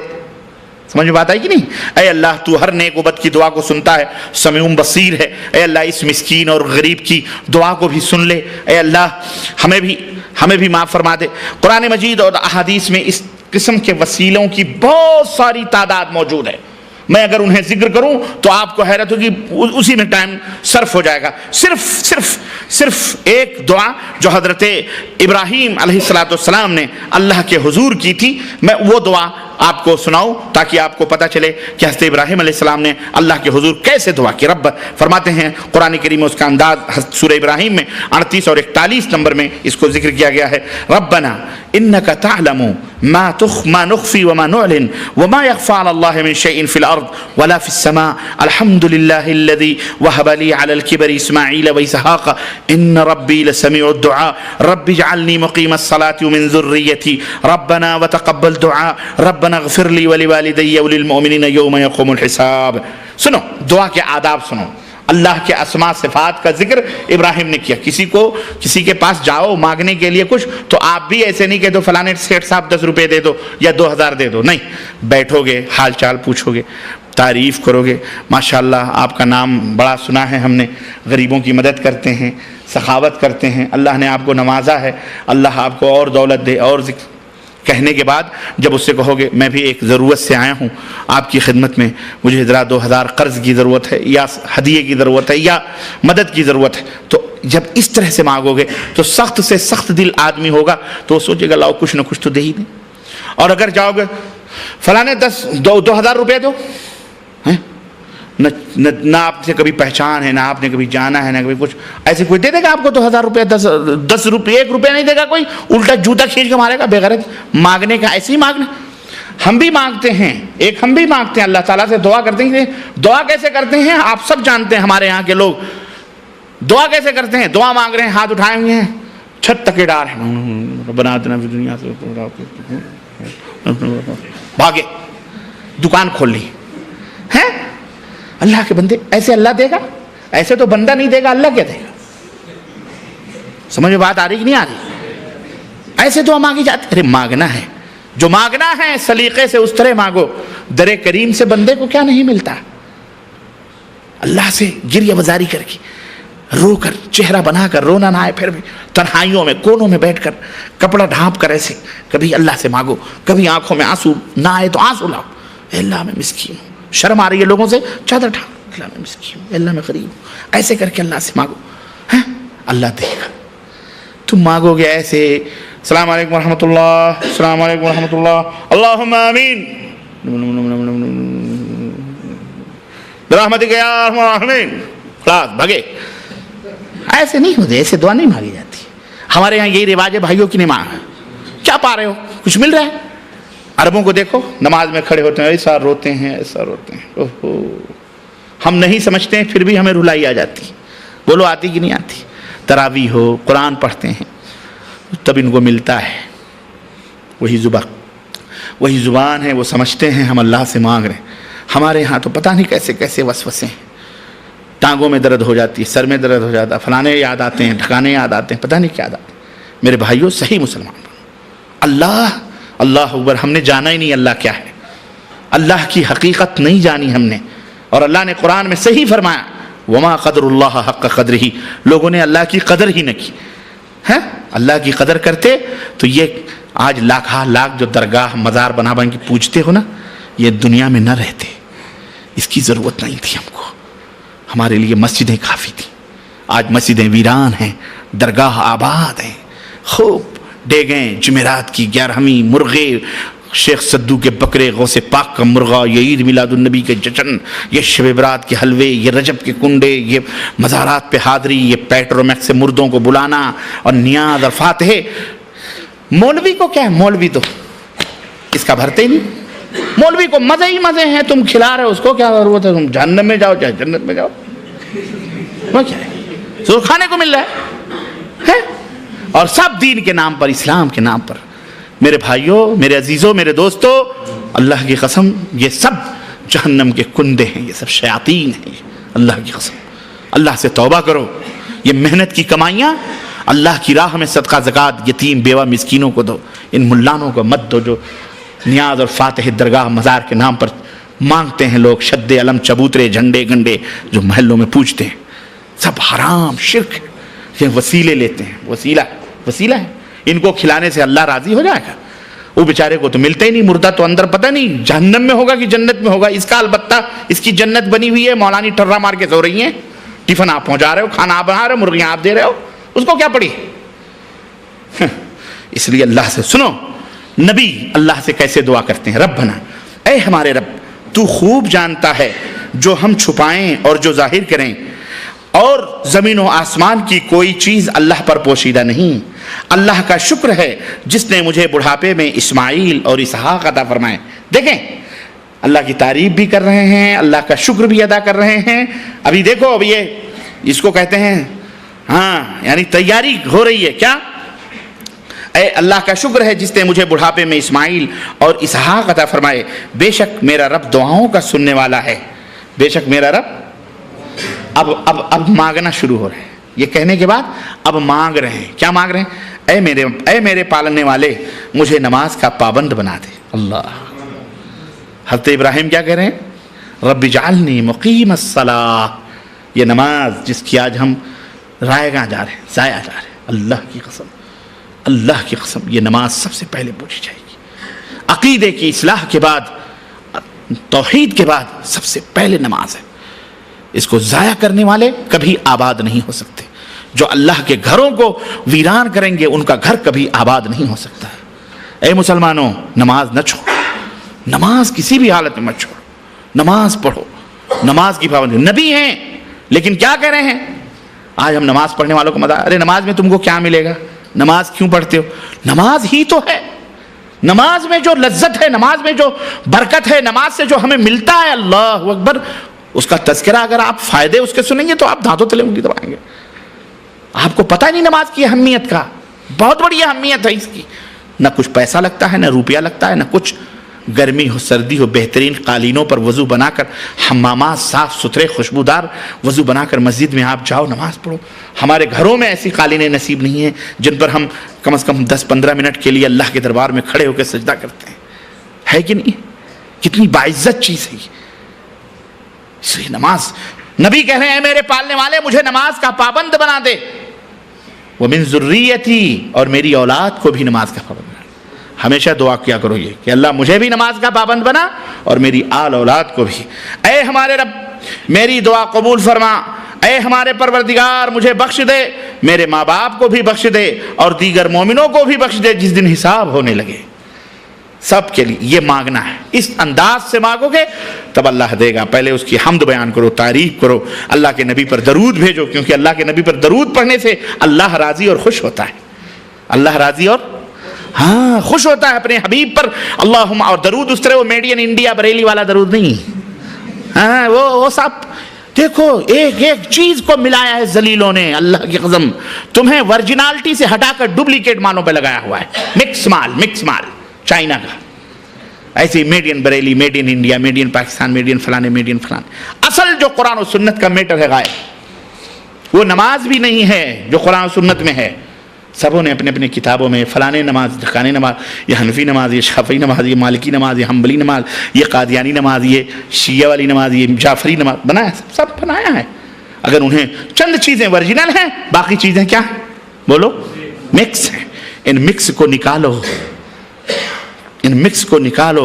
جیسے باسمتی کا چاول کرنل آتا ہے نا، بالکل دھل کے ڈال دیا پتیلے میں، نہ کنکر ہے نہ پتھر ہے، چن چن کے آتا ہے، ایسے ہی میڈین مدینہ قرآن و سنت کی مہر لگی ہوئی نماز، عقیدے پختہ یوں ہونے چاہیے، تب جا کے یہ قبول ہوگی۔ ورنہ ایسے ہی مکس کھاتے کھاتے السر کے مریض ہو جاؤ گے، اپنڈکس کے مریض ہو جاؤ گے، ٹی بی کے مریض ہو جاؤ گے، کینسر کے مریض ہو جاؤ گے، پتہ نہیں کون سے مریض ہو جاؤ گے، مر جاؤ گے ایسے۔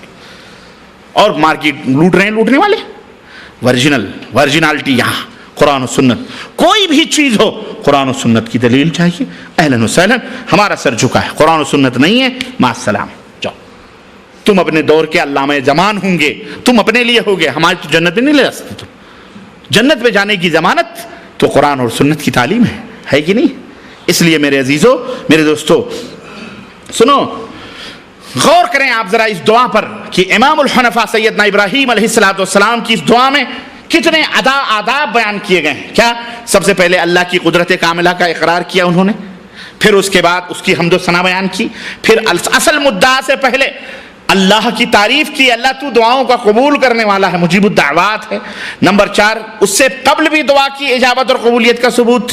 نمبر 5، آخر میں چل کے اللہ کے حضور اپنی درخواست پیش کرتے ہیں کہ رب اغفر لی، اے اللہ مجھے معاف کر دے، مجھے بخش دے، میرے والدین کو بخش دے، وللمؤمنین، مومنوں کو بخش دے، یوم یقوم الحساب، جس دن حساب کا دن آئے گا۔ میرے عزیزو، قرآن کریم میں بہت ساری مثالیں موجود ہیں۔ میں ان مثالوں کو صرف اگر نبیوں کی دعاؤں کو ذکر کروں، اللہ کی قسم صرف کتاب بن جائے گی، کتاب تیار ہو جائے گی، اور آپ پڑھیں گے، آپ کو اس میں لطف بھی آئے گا، ایمان بھی تازہ ہوگا، لیکن وقت نہیں ہے۔ میں نے ایک نمونہ آپ کو پیش کیا ہے کہ ہمیں بھی اسی طرح کی دعا اللہ تبارک و تعالیٰ سے مانگنی چاہیے۔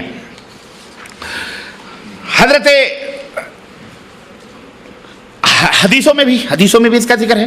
حضرت انس بن مالک رضی اللہ تعالیٰ عنہ فرماتے ہیں کہ ایک بار میں نبی کریم صلی اللہ علیہ وسلم کی خدمت میں حاضر تھا، اور کچھ ہی دور ایک شخص کھڑا نماز پڑھ رہا تھا، جو رکوع اور سجدے اور تشہد سے فارغ ہوا تو دعا کرنے لگا، اور اپنی دعا میں کہہ رہا تھا کہ اللہم انی اسألک بأن لک الحمد لا الہ الا انت المنان بدیع السماوات والارض یا ذا الجلال والاکرام یا حی یا قیوم انی اسألک الجنہ واعوذ بک من النار۔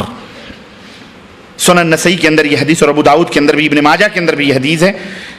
اس کی یہ دعا سن کر نبی کریم صلی اللہ علیہ وسلم نے اپنے صحابہ سے فرمایا کہ تم لوگ کیا سمجھ رہے ہو کہ اس نے کس واسطے سے مانگا ہے؟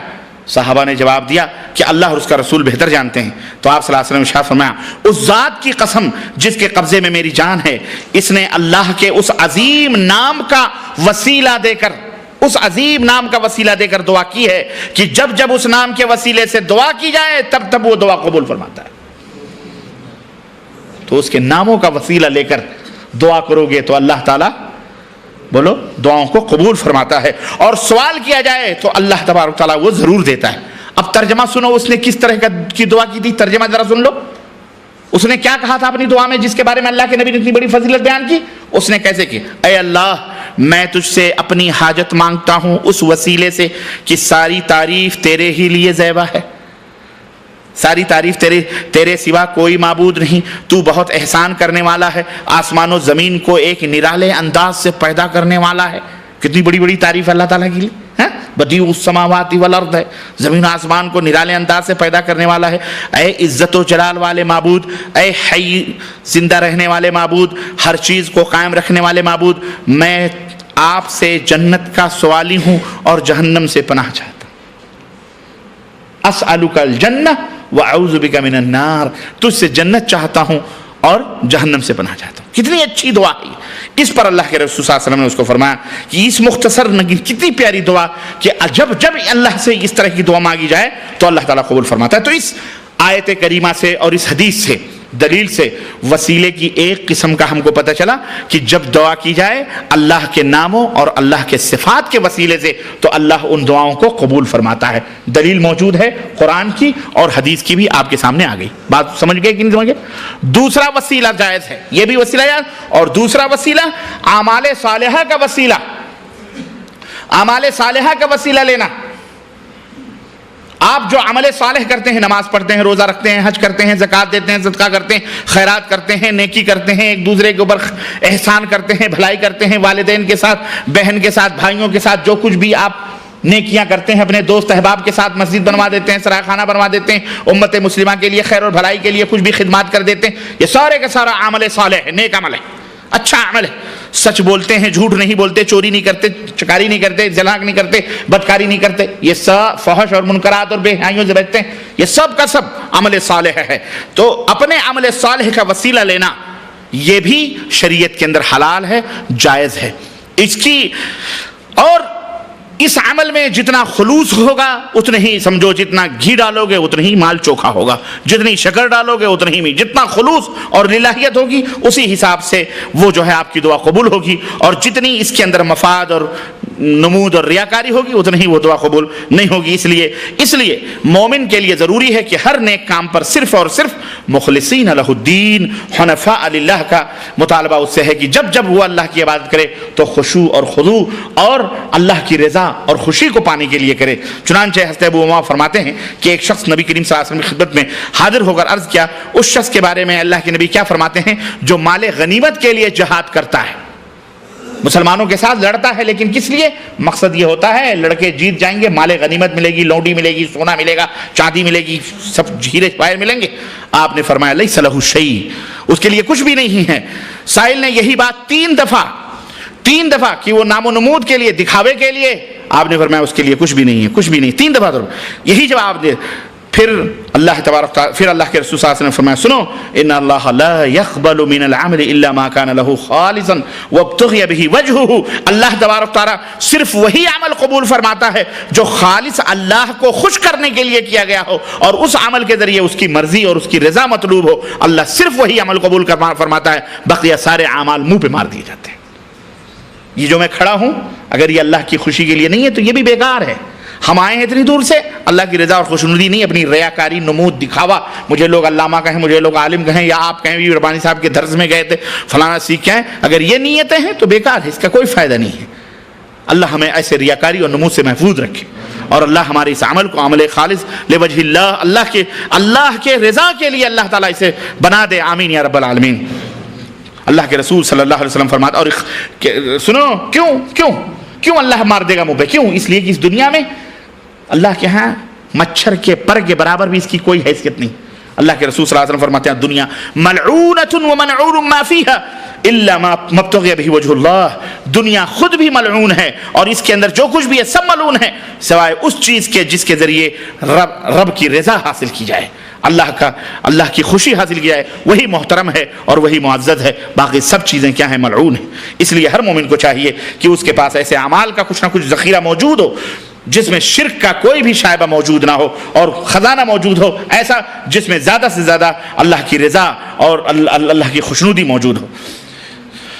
چنانچہ جو اللہ کا جتنا ہی مقرب ہوگا تو اس سے متعلق اللہ رب العزت نے ارشاد فرمایا کہ لئن سألنی لأعطینہ، اگر وہ مجھ سے مانگے گا تو میں اسے دوں گا، اگر اس نے میرے لیے عمل کیا ہے جب وہ مانگے گا میں اسے دوں گا۔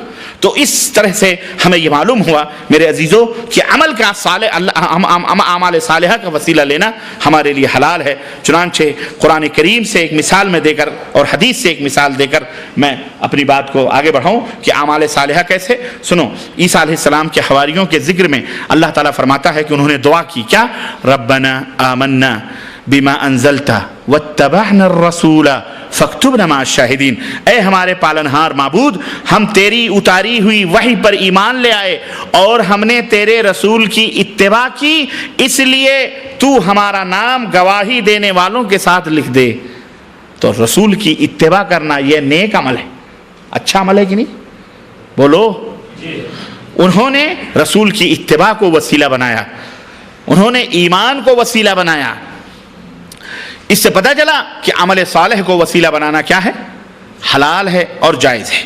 اسی طرح حدیث میں حضرت ابراہیم علیہ، مختصر واقعہ میں بیان کروں، حضرت ابراہیم، حضرت سارہ جو حضرت ابراہیم کی بیوی تھی، گئی، آپ کو واقعہ معلوم ہوگا، فرعون کے بستی میں پہنچے، بڑی خوبصورت تھی حضرت سارہ، دنیا کی سب سے حسین ترین عورت تھی حضرت ابراہیم کی بیوی۔ چنانچہ فرعون کی خبیث کی یہ عادت تھی کہ جب بھی کسی خوبصورت عورت کو دیکھتا تھا تو وہ اپنے محل سرا میں بلا لیتا تھا عیاشی کے لیے۔ تو حضرت ابراہیم علیہ السلام کو بلایا، اس نے کہا یہ کون ہے؟ تو بیوی ہوتی تو بلا دیتا، تو حضرت ابراہیم نے توریہ کیا، یعنی کیا کہا؟ یہ ہماری بہن ہے۔ اور حضرت سارہ سے کہا اسلام میں ہم سب بھائی بہن ہیں، ہر مومن ایک دوسرے کا بھائی ہے، اس نحس سے ہم دونوں اسلامی بھائی ہیں، تو ہم اس سے کہہ دیں گے کہ تم ہماری بہن ہو اور تم کہہ دینا ہمارے بھائی ہیں تو بچ جائیں گے۔ چنانچہ حضرت ابراہیم نے کہا یہ ہماری بہن ہے، لیکن اس کے باوجود بھی اس خبیث نے کیا کیا؟ حضرت سارہ کو گرفتار کروایا اور اپنے محل میں بلوایا۔ چنانچہ جب بدنیتی کے ساتھ اس نے اپنا ہاتھ بڑھانا چاہا حضرت سارہ پر، تو حضرت سارہ باوضو ہو کر نماز پڑھنے لگی اور اللہ تبارک تعالیٰ سے انہوں نے دعا کرنے لگی، اور اللہ سے کیا دعا کی محل میں؟ اللہم ان کنت تعلم انی آمنت بک وبرسولک واحسنت فرجی الا علی زوجی فلا تسلط علی الکافر، اے اللہ تو جانتا ہے کہ میں تجھ پر ایمان لائی ہوں، تیرے رسول پر بھی ایمان لائی ہوں، تجھ پر بھی ایمان لائی ہوں، تیرے رسول پر بھی ایمان لائی ہوں، اور میں نے اپنے شوہر کے علاوہ شرمگاہ کی حفاظت کی ہے، میں کبھی زنا نہیں میں نے کروایا ہے، میں نے اپنے تو یہ عمل ہے نا، زنا نہ کرنا، بے حیائی سے بچنا، یہ عمل صالح ہے۔ انہوں نے عمل صالح کو وسیلہ بنایا، اے اللہ تو یہ جانتا ہے، مجھے اس ظالم سے نجات دے دے، اس کافر سے نجات دے دے۔ چنانچہ حدیثوں میں آتا ہے کہ آپ نے ابھی اپنی دعا سے ہاتھ بھی نیچے نہ اٹھائے کہ اس فرعون کے اوپر مرغی طاری ہو گئی اور تشنج کا شکار ہو گیا، وہیں پتھر بن کر کے کھڑا ہو گیا، کیفیت طاری ہو گئی، یعنی ایسا جام ہو گیا اس کا ہاتھ اور پیر کہ وہیں گر گرانے لگا، روزانہ میرے لیے دعا کر دے تو جادوگرنی ہے، میرے لیے دعا کر دے تو جادوگرنی ہے، میں تجھے چھوڑ دوں گا۔ تب انہوں نے اللہ سے دعا کی، پھر اس کو اللہ تعالیٰ نے اس کی اپنی ایسی حیات پہ لوٹا۔ تو یہاں پر دلیل اس بات کی کیا ہے کہ حضرت سارہ نے کیا کہا؟ میں نے تیرے اوپر ایمان لائی ہوں، تیرے نبی پر ایمان لائی ہوں، میں نے اپنی شرمگاہ کو اپنے شوہر کے علاوہ کسی کے لیے حلال نہیں کیا ہے۔ تو عمل صالح کو وسیلہ بنایا تو اللہ تبارک تعالیٰ نے ان کی دعا کو کیا کیا؟ قبول فرمایا۔ تو عمل صالح کو وسیلہ بنانا بھی جائز ہے۔ اور حدیث کی دلیل ایک اور میں آپ کو بتاؤں، اور آپ کو معلوم ہے وہ 3 غار والوں کی روایت آپ سب میں سمجھتا ہوں بچپن میں بھی پڑھے ہوں گے کہ 3 آدمی تھے، غار میں گئے اور غار کا وہ ڈھک گیا تو انہوں نے کہا، ایک نے کہا میں اپنے ماں باپ کی خدمت کرتا تھا، اللہ مجھے غار پتھر ہٹا دے، پتھر ہٹ گیا۔ دوسرے نے کہا اے اللہ تیری رضا کے لیے میں نے ایک دفعہ ماں باپ کو دودھ پلایا، کیا کہتے ہیں، ایک دفعہ جو ہے میری چچیری بہن تھی میں اس کے اوپر عاشق تھا، اے اللہ میں تیرے خوف سے میں نے اس کو معاف کر دیا اور میں نے زنا نہیں کیا جبکہ میں زنا کے قریب تھا، اے اللہ ایک آدمی میرے پاس چھوڑ گیا تھا پیسہ، میں نے اس کے پیسے کو بڑھایا تیری رضا کے لیے، پھر میں نے اس کو دے دیا، میں نے اس میں سے کچھ بھی نہیں کھایا، اے اللہ یہ سب تیری رضا کے لیے تھا۔ تینوں نے دعا کی تو اللہ تعالیٰ نے اس غار کے پتھر کو ہٹا دیا، اس طرح سے وہ لوگ اس غار سے باہر نکلے۔ تو یہ دلیل ہے اس بات، یہ صحیح بخاری کی روایت، یہ اس دلیل ہے اس بات کی کہ عمل صالح کو وسیلہ بنانا بولو جائز ہے۔ آپ بھی نماز پڑھتے ہو، اے اللہ میں نے فلاں کو صدقہ دیا، خیرات دیا، اے اللہ میں نے آج کی نماز پڑھی ہے، اے اللہ تیری رضا کے لیے کی، اے اللہ میں غریب ہوں، میں مجھے روزی دے دے، میں بیمار ہوں مجھے شفا دے دے، میرے بچے بیمار، اس طرح سے اللہ سے نمازوں میں اس سے اپنے عمل صالح کا آپ وسیلہ لیں، دعا کریں، آپ کے لیے حلال ہے، جائز ہے، جیسا کہ حدیث سے ثابت ہے۔ اچھا، تیسری اور آخری چیز کیا ہے جس سے کہ وسیلہ لینا جائز ہے، اور اس سلسلے میں بہت ساری روایات موجود ہیں، وہ ہے نیک اور صالح لوگوں کی دعاؤں کا وسیلہ۔ نیک اور صالح لوگوں کی بولو نیک اور صالح لوگوں کی ذات کا وسیلہ نہیں بلکہ ان کی آپ نیک ہیں، صالح ہیں، کوئی نیک آدمی ہے، صالح آدمی آپ کی نظر میں، آپ اس کی دعاؤں کا وسیلہ لیں، یعنی اس کے پاس کہ میں بے اولاد ہوں، مولوی صاحب یا حضرت یا فلانے، اللہ سے دعا کرو کہ اللہ تعالیٰ میرے لیے کیا کرے، مجھے اولاد دے دے، تو اس کی دعا کا وسیلہ لینا ہے، اس کی دعا کا وسیلہ لینا، اور یہ بھی حلال ہے، اور قرآن کریم میں اور حدیث میں اس تعلق سے آیا ہے، بہت ساری روایتیں ہیں، اور اللہ نے خوشخبری بھی سنائی ہے کہ جب بندہ میرا ہو جاتا ہے تو جب بھی وہ مانگتا ہے، جو چیز بھی وہ طلب کرتا ہے تو میں اس کو عطا فرماتا ہوں، اور جب وہ لازماً جب وہ میری پناہ میں آنا چاہتا ہے تو میں اسے یقیناً پناہ دیتا ہوں۔ یہ اللہ کے اولیاء کی شان ہے، جو اللہ سے قریب ہوتے ہیں جب اللہ سے مانگتے ہیں اللہ انہیں عطا فرماتا ہے۔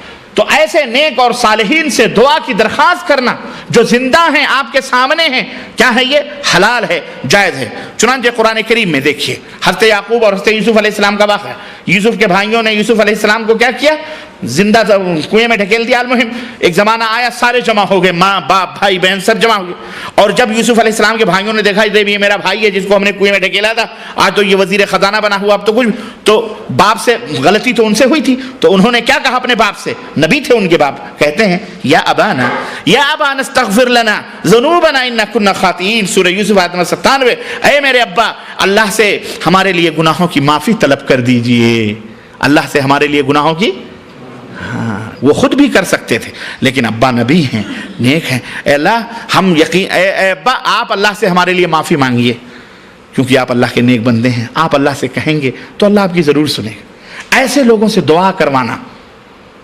ایسے لوگوں سے یہ حلال ہے، جائز ہے، اس طرح سے۔ اسی طرح سے حضرت یعقوب علیہ السلام نے کیا فرمایا، قال سوف استغفر لکم ربی، کہا ہاں اچھا میں جلدی تمہارے لیے اپنے پروردگار سے بخشش مانگوں گا، وہ بہت بخشنے والا اور نہایت ہی مہربان ہے۔ اسی طرح سے احادیث میں بھی یہ قرآن کی دلیل ہے، اس سے دلیل پتہ چلتا ہے کہ نیک اور صالح لوگوں کی دعاؤں کا وسیلہ لینا بولو جائز ہے۔ حضرت عکاشہ ابن محصن نبی صلی اللہ علیہ وسلم کی خدمت میں بیٹھے ہوئے، ایک لمبی روایت ہے، اللہ کے نبی نے فرمایا ایسے لوگ بغیر حساب و کتاب کے جنت میں جائیں گے، ہماری امت کے 70,000 لوگ بغیر حساب و کتاب جنت میں جائیں گے۔ حضرت عکاشہ ابن محصن بیٹھے تھے، انہوں نے کہا اللہ کے نبی میرے لیے دعا کر دیجئے کہ میں بھی انہی لوگوں میں سے ہو جاؤں، تو اللہ کے نبی نے کہا انت منہم، میں اللہ سے دعا کرتا ہوں تو بھی انہی لوگوں میں سے، اللہ۔ اور یہ حضرت عکاشہ ابن محصن کون ہے معلوم ہے؟ بولو، کوئی نہیں جانتا؟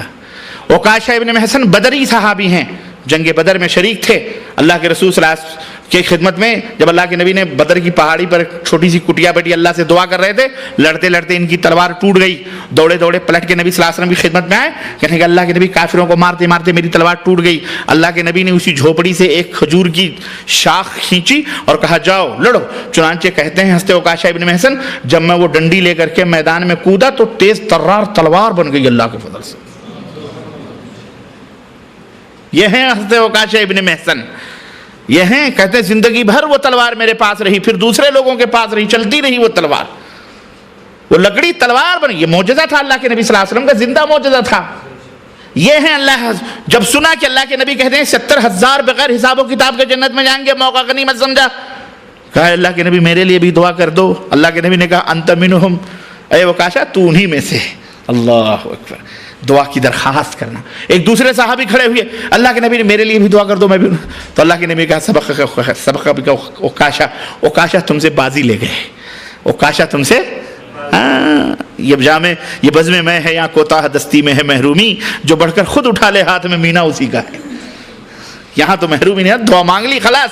تو اس سے یہ پتہ چلتا ہے کہ اللہ کے رسول صلی اللہ علیہ وسلم سے صحابہ کرام دعا کی درخواست کرتے تھے. ایک بدو آیا, بڑی روایتیں. حضرت انس کہتے ہیں کہ جمعے کا دن تھا, اللہ کے نبی منبر پر خطبہ دے رہے تھے, ایک بدو آیا اور اس نے کہا اے اللہ کے دروازے کی طرف جو منبر کھلتا تھا اسی طرف سے آیا اور اس نے کہا کھڑے ہو کر کے خطبہ ہو رہا ہے, اسی خطبے کے دوران اس چلانے لگا. اس نے کہا اللہ کے نبی مال برباد ہو گئے, اہل و عیال بھوکے ہیں, چوپائے اونٹ گھوڑے بکریاں مر رہی ہیں, بھوک لگی ہے, پیاسے, راستہ ختم ہو چکا ہے, دعا کرو اللہ تعالیٰ بارش برسائے. اللہ کے نبی نے جب اس بدو سے یہ باتیں سنی, آپ نے ہاتھ اٹھائے اور کہا اللہم اغثنا, اللہم اغثنا, اے اللہ ہماری فریاد رسی فرما, اے اللہ ہماری فریاد کو پہنچ, اللہم اغثنا, اے اللہ ہماری فریاد کو پہنچ. صحابہ کہتے ہیں ابھی نبی کے ہاتھ نیچے بھی نہ گرے تھے, آسمان پر کوئی بدلی تک نہ تھی کہ آسمانوں پر بدلیوں کی گھنگھور گھٹائیں چھا گئیں اور برسات برسنے لگی, اور اتنی بارش ہوئی کہ قسم ہے اللہ کی کہ ہم لوگ بھیگتے بھیگتے اپنے گھروں کو گئے, اور 1 ہفتے تک بارش ہوتی رہی. کتنے؟ 1 ہفتے تک مسلسل. دوسری جمعہ کو اللہ کے نبی خطبہ دینے کھڑے تھے, خطبہ دے رہے تھے, وہی اعرابی پھر آیا اور اسی دروازے سے آیا, اور دوسری جمعہ کو اسی دروازے سے حاضر ہو کر کے اس نے کہا کہ کہنے لگا یا رسول اللہ مکانات گر گئے, گھر منہدم ہو گئے, راستے بند ہو گئے, جانور ہلاک ہو گئے, گھاس بھوس بہہ گئے, دعا کرو یہ بارش تھم جائے, دعا کرو یہ بارش. اللہ کے نبی نے فوراً اس کی مسکرائے, اللہ کے نبی خطبہ دیتے دیتے مسکرائے اور اپنے دونوں ہاتھ کو اٹھایا, اللہم حوالینا ولا علینا, اے اللہ اس بارش کو ہمارے ارد گرد کر دے, ہمارے مدینے سے بارش کو ہٹا لے. صحابہ کہتے ہیں اے اللہ کی قسم, آپ یہ دعائیہ کلمات پڑھتے جاتے اور آسمان کی طرف اپنے دست مبارک سے اشارہ کرتے جاتے, آپ جس طرف اشارہ فرماتے بدلیاں ادھر کو ہو لیتی تھی. اللہ, یہ معجزہ تھا ہمارے نبی حضرت محمد الرسول اللہ. کیوں نہ ہو, سید الانبیاء ہیں. دعا کریں. اللہ اکبر. میرے عزیزو, آج تم بھی بنو نا تو یہ شمس و قمر, یہ چاند ستارے سب تمہارے غلام بن جائیں, تمہارے غلام بن جائیں. ہم نے بھی سمندر میں بنائے ہیں, رستے کی نہیں بنائے ہیں. بولو, دشت تو دشت ہے, دریا بھی نہ چھوڑے ہم نے, بحر ظلمات میں دوڑا دیے گھوڑے ہم نے. اللہ اکبر. ہم نبی کے غلام ہیں. جب نبی کا تو یہ کہہ رہے ہیں کہ نماز ختم ہوئی, مدینے میں پانی کا ایک قطرہ بھی نہیں گر رہا تھا, اور ہم لوگ دھوپ میں گھروں کو اپنے چل رہے تھے. تو یہ اس طرح سے پتہ چلتا ہے, اس سے پتہ چلتا ہے کہ نبی علیہ الصلوۃ والسلام سے دعا کی درخواست کرنا کیا ہے. لیکن آپ کی زندگی میں, آپ کی کیوں؟ اس لیے کہ نبی کے وفات کے بعد صحابہ کرام نبی صلی اللہ علیہ وسلم کی قبر کے پاس جا کر کے وہاں نبی سے درخواست نہیں کرتے تھے کہ آپ دعا کرو بارش ہو جائے. حضرت عمر بن خطاب کے زمانے میں قحط سالی ہوئی, خشک ہو گئی زمین, اللہ کے نبی کی قبر کے پاس نہیں گئے مدینے, بلکہ اللہ کے نبی کے چچا زندہ تھے, ان کو لیا اور لے کر کے گئے اور جا کر کے ان سے دعا کی درخواست کروائی, اور اللہ تعالیٰ سے کہا اے اللہ جب تک میرے نبی ہم میں موجود تھے تب تک تو ہم ان سے دعا کرواتے تھے, آج ہمارے نبی ہمیں موجود نہیں, ان کے چچا کو لایا ہوں, اے اللہ ان کی دعا قبول فرما, بارش نازل فرما. حضرت عباس نے دعا کی, اللہ تعالیٰ نے ان کی دعا کو قبول فرمائی. یہ 3 وسیلے ہیں جو جائز ہیں میرے عزیزو, جائز ہیں, اور اس 3 وسیلے لیے جا سکتے ہیں. اس کے علاوہ جتنے بھی دوسرے وسیلے ہیں وہ تمام کے تمام حرام ہیں اور ممنوع ہیں اور شرکیاں ہیں. میں مختصراً 2-3 منٹ میں اپنی بات کو ختم کر دوں تاکہ زیادہ آپ کا وقت نہ لوں میں. یہ پورے خلاصہ یہ ہوا کہ یہ 3 طرح کے وسیلے حلال ہیں. باقی کسی کی ذات کا وسیلہ لینا, کسی کی عظمت اور اس کے رتبے اور مرتبے کا وسیلہ لینا, کسی کے حق کا وسیلہ لینا, کسی کی کوئی غیر موجود ہے, مر چکا ہے, نبی ہو یا رسول ہو یا کوئی بھی ہو, اس کا وسیلہ لینا، یہ تمام کے تمام میرے عزیزو بدعات بھی ہیں، شرک بھی ہیں، حرام بھی ہیں. ان تمام سب چیزوں سے بچنا چاہیے، اور ان کی دلیلیں قرآن و حدیث کے اندر موجود ہیں. اس کے لیے اردو زبان میں بہت ساری کتابیں ہیں، چنانچہ علامہ البانی رحمۃ اللہ علیہ کی، اور بہت سارے علامہ شیخ محمد بن عثیمین رحمۃ اللہ علیہ کی، اور بہت سارے علماء کی کتابیں اردو زبان میں موجود ہیں. آپ اس کو پڑھیں، کیسٹیں موجود ہیں، آپ اس کو سنیں. میں نے یہ چابی دے دی ہے آپ حضرات کو، آپ اس کو کھول کر کے دیکھیں. تو یہ وسیلے کے تعلق سے چند باتیں تھیں. اس میں ایک بات آتی ہے قبروں کی زیارت کی، تو ظاہر ہے کہ آدمی قبرستان کی زیارت کرے. اللہ کے رسول صلی اللہ علیہ وسلم نے فرمایا ہے کہ زور القبور فإنها تذکرکم الآخرہ. جب نبی علیہ السلام نے امت مسلمہ کے ایمان اور عقیدے کو دیکھا، ٹٹولا پختہ ہوئے، پہلے منع کیا تھا قبرستان نہیں جانا، کسی قبر کے پاس نہیں جانا. اللہ کے نبی فرماتے ہیں کنت نہیتکم عن زیارت القبور، قبروں کی زیارت سے میں نے منع کیا تھا، لیکن اب میں تمہیں اجازت دیتا ہوں جاؤ. لیکن اس لیے جاؤ تاکہ مقصد کیا ہو، وہاں تمہیں آخرت یاد آئے. تو قبرستان جاؤ تاکہ آخرت یاد آئے، اور وہاں جا کر کے آخرت کو یاد کرو کہ بڑے بڑے بادشاہ، بڑے بڑے امیر یہاں سوئے ہوئے ہیں، ایک دن ہمیں بھی یہیں آنا ہے. اس لیے نہیں کہ وہاں جو ہے دھوم دھڑکے اور عرس اور میلے اور ٹھیلے اور یہ جو گاجے باجے ہوتے ہیں، گجیڑی بھنگڑی، یہ سب کرنے کے لیے جاؤ. آپ سب ان حقیقتوں کو جانتے ہیں. تو میرے عزیزو، میرے دوستو، یہ وسیلہ کا اور زیارت قبر کا اور زیارت قبر کے ادب میں سے یہ ہے کہ وہاں جاؤ تو ان کے اوپر سلام کرو، السلام علیکم اہل القبور، یہ اور جو ہے اغفر اللہ لنا ولکم انتم سلفنا ونحن بکم لاحقون، یہ دعا پڑھو. اور وہاں چومنا، چاٹنا، اس پر بیٹھنا، وہاں چپل پہن کے چلنا، یا قبر پر بیٹھنا، یا چراغ جلانا، یا بتی جلانا، یا اگربتی، یہ سارے حرام اور بدعات اور شرکیات میں سے ہیں.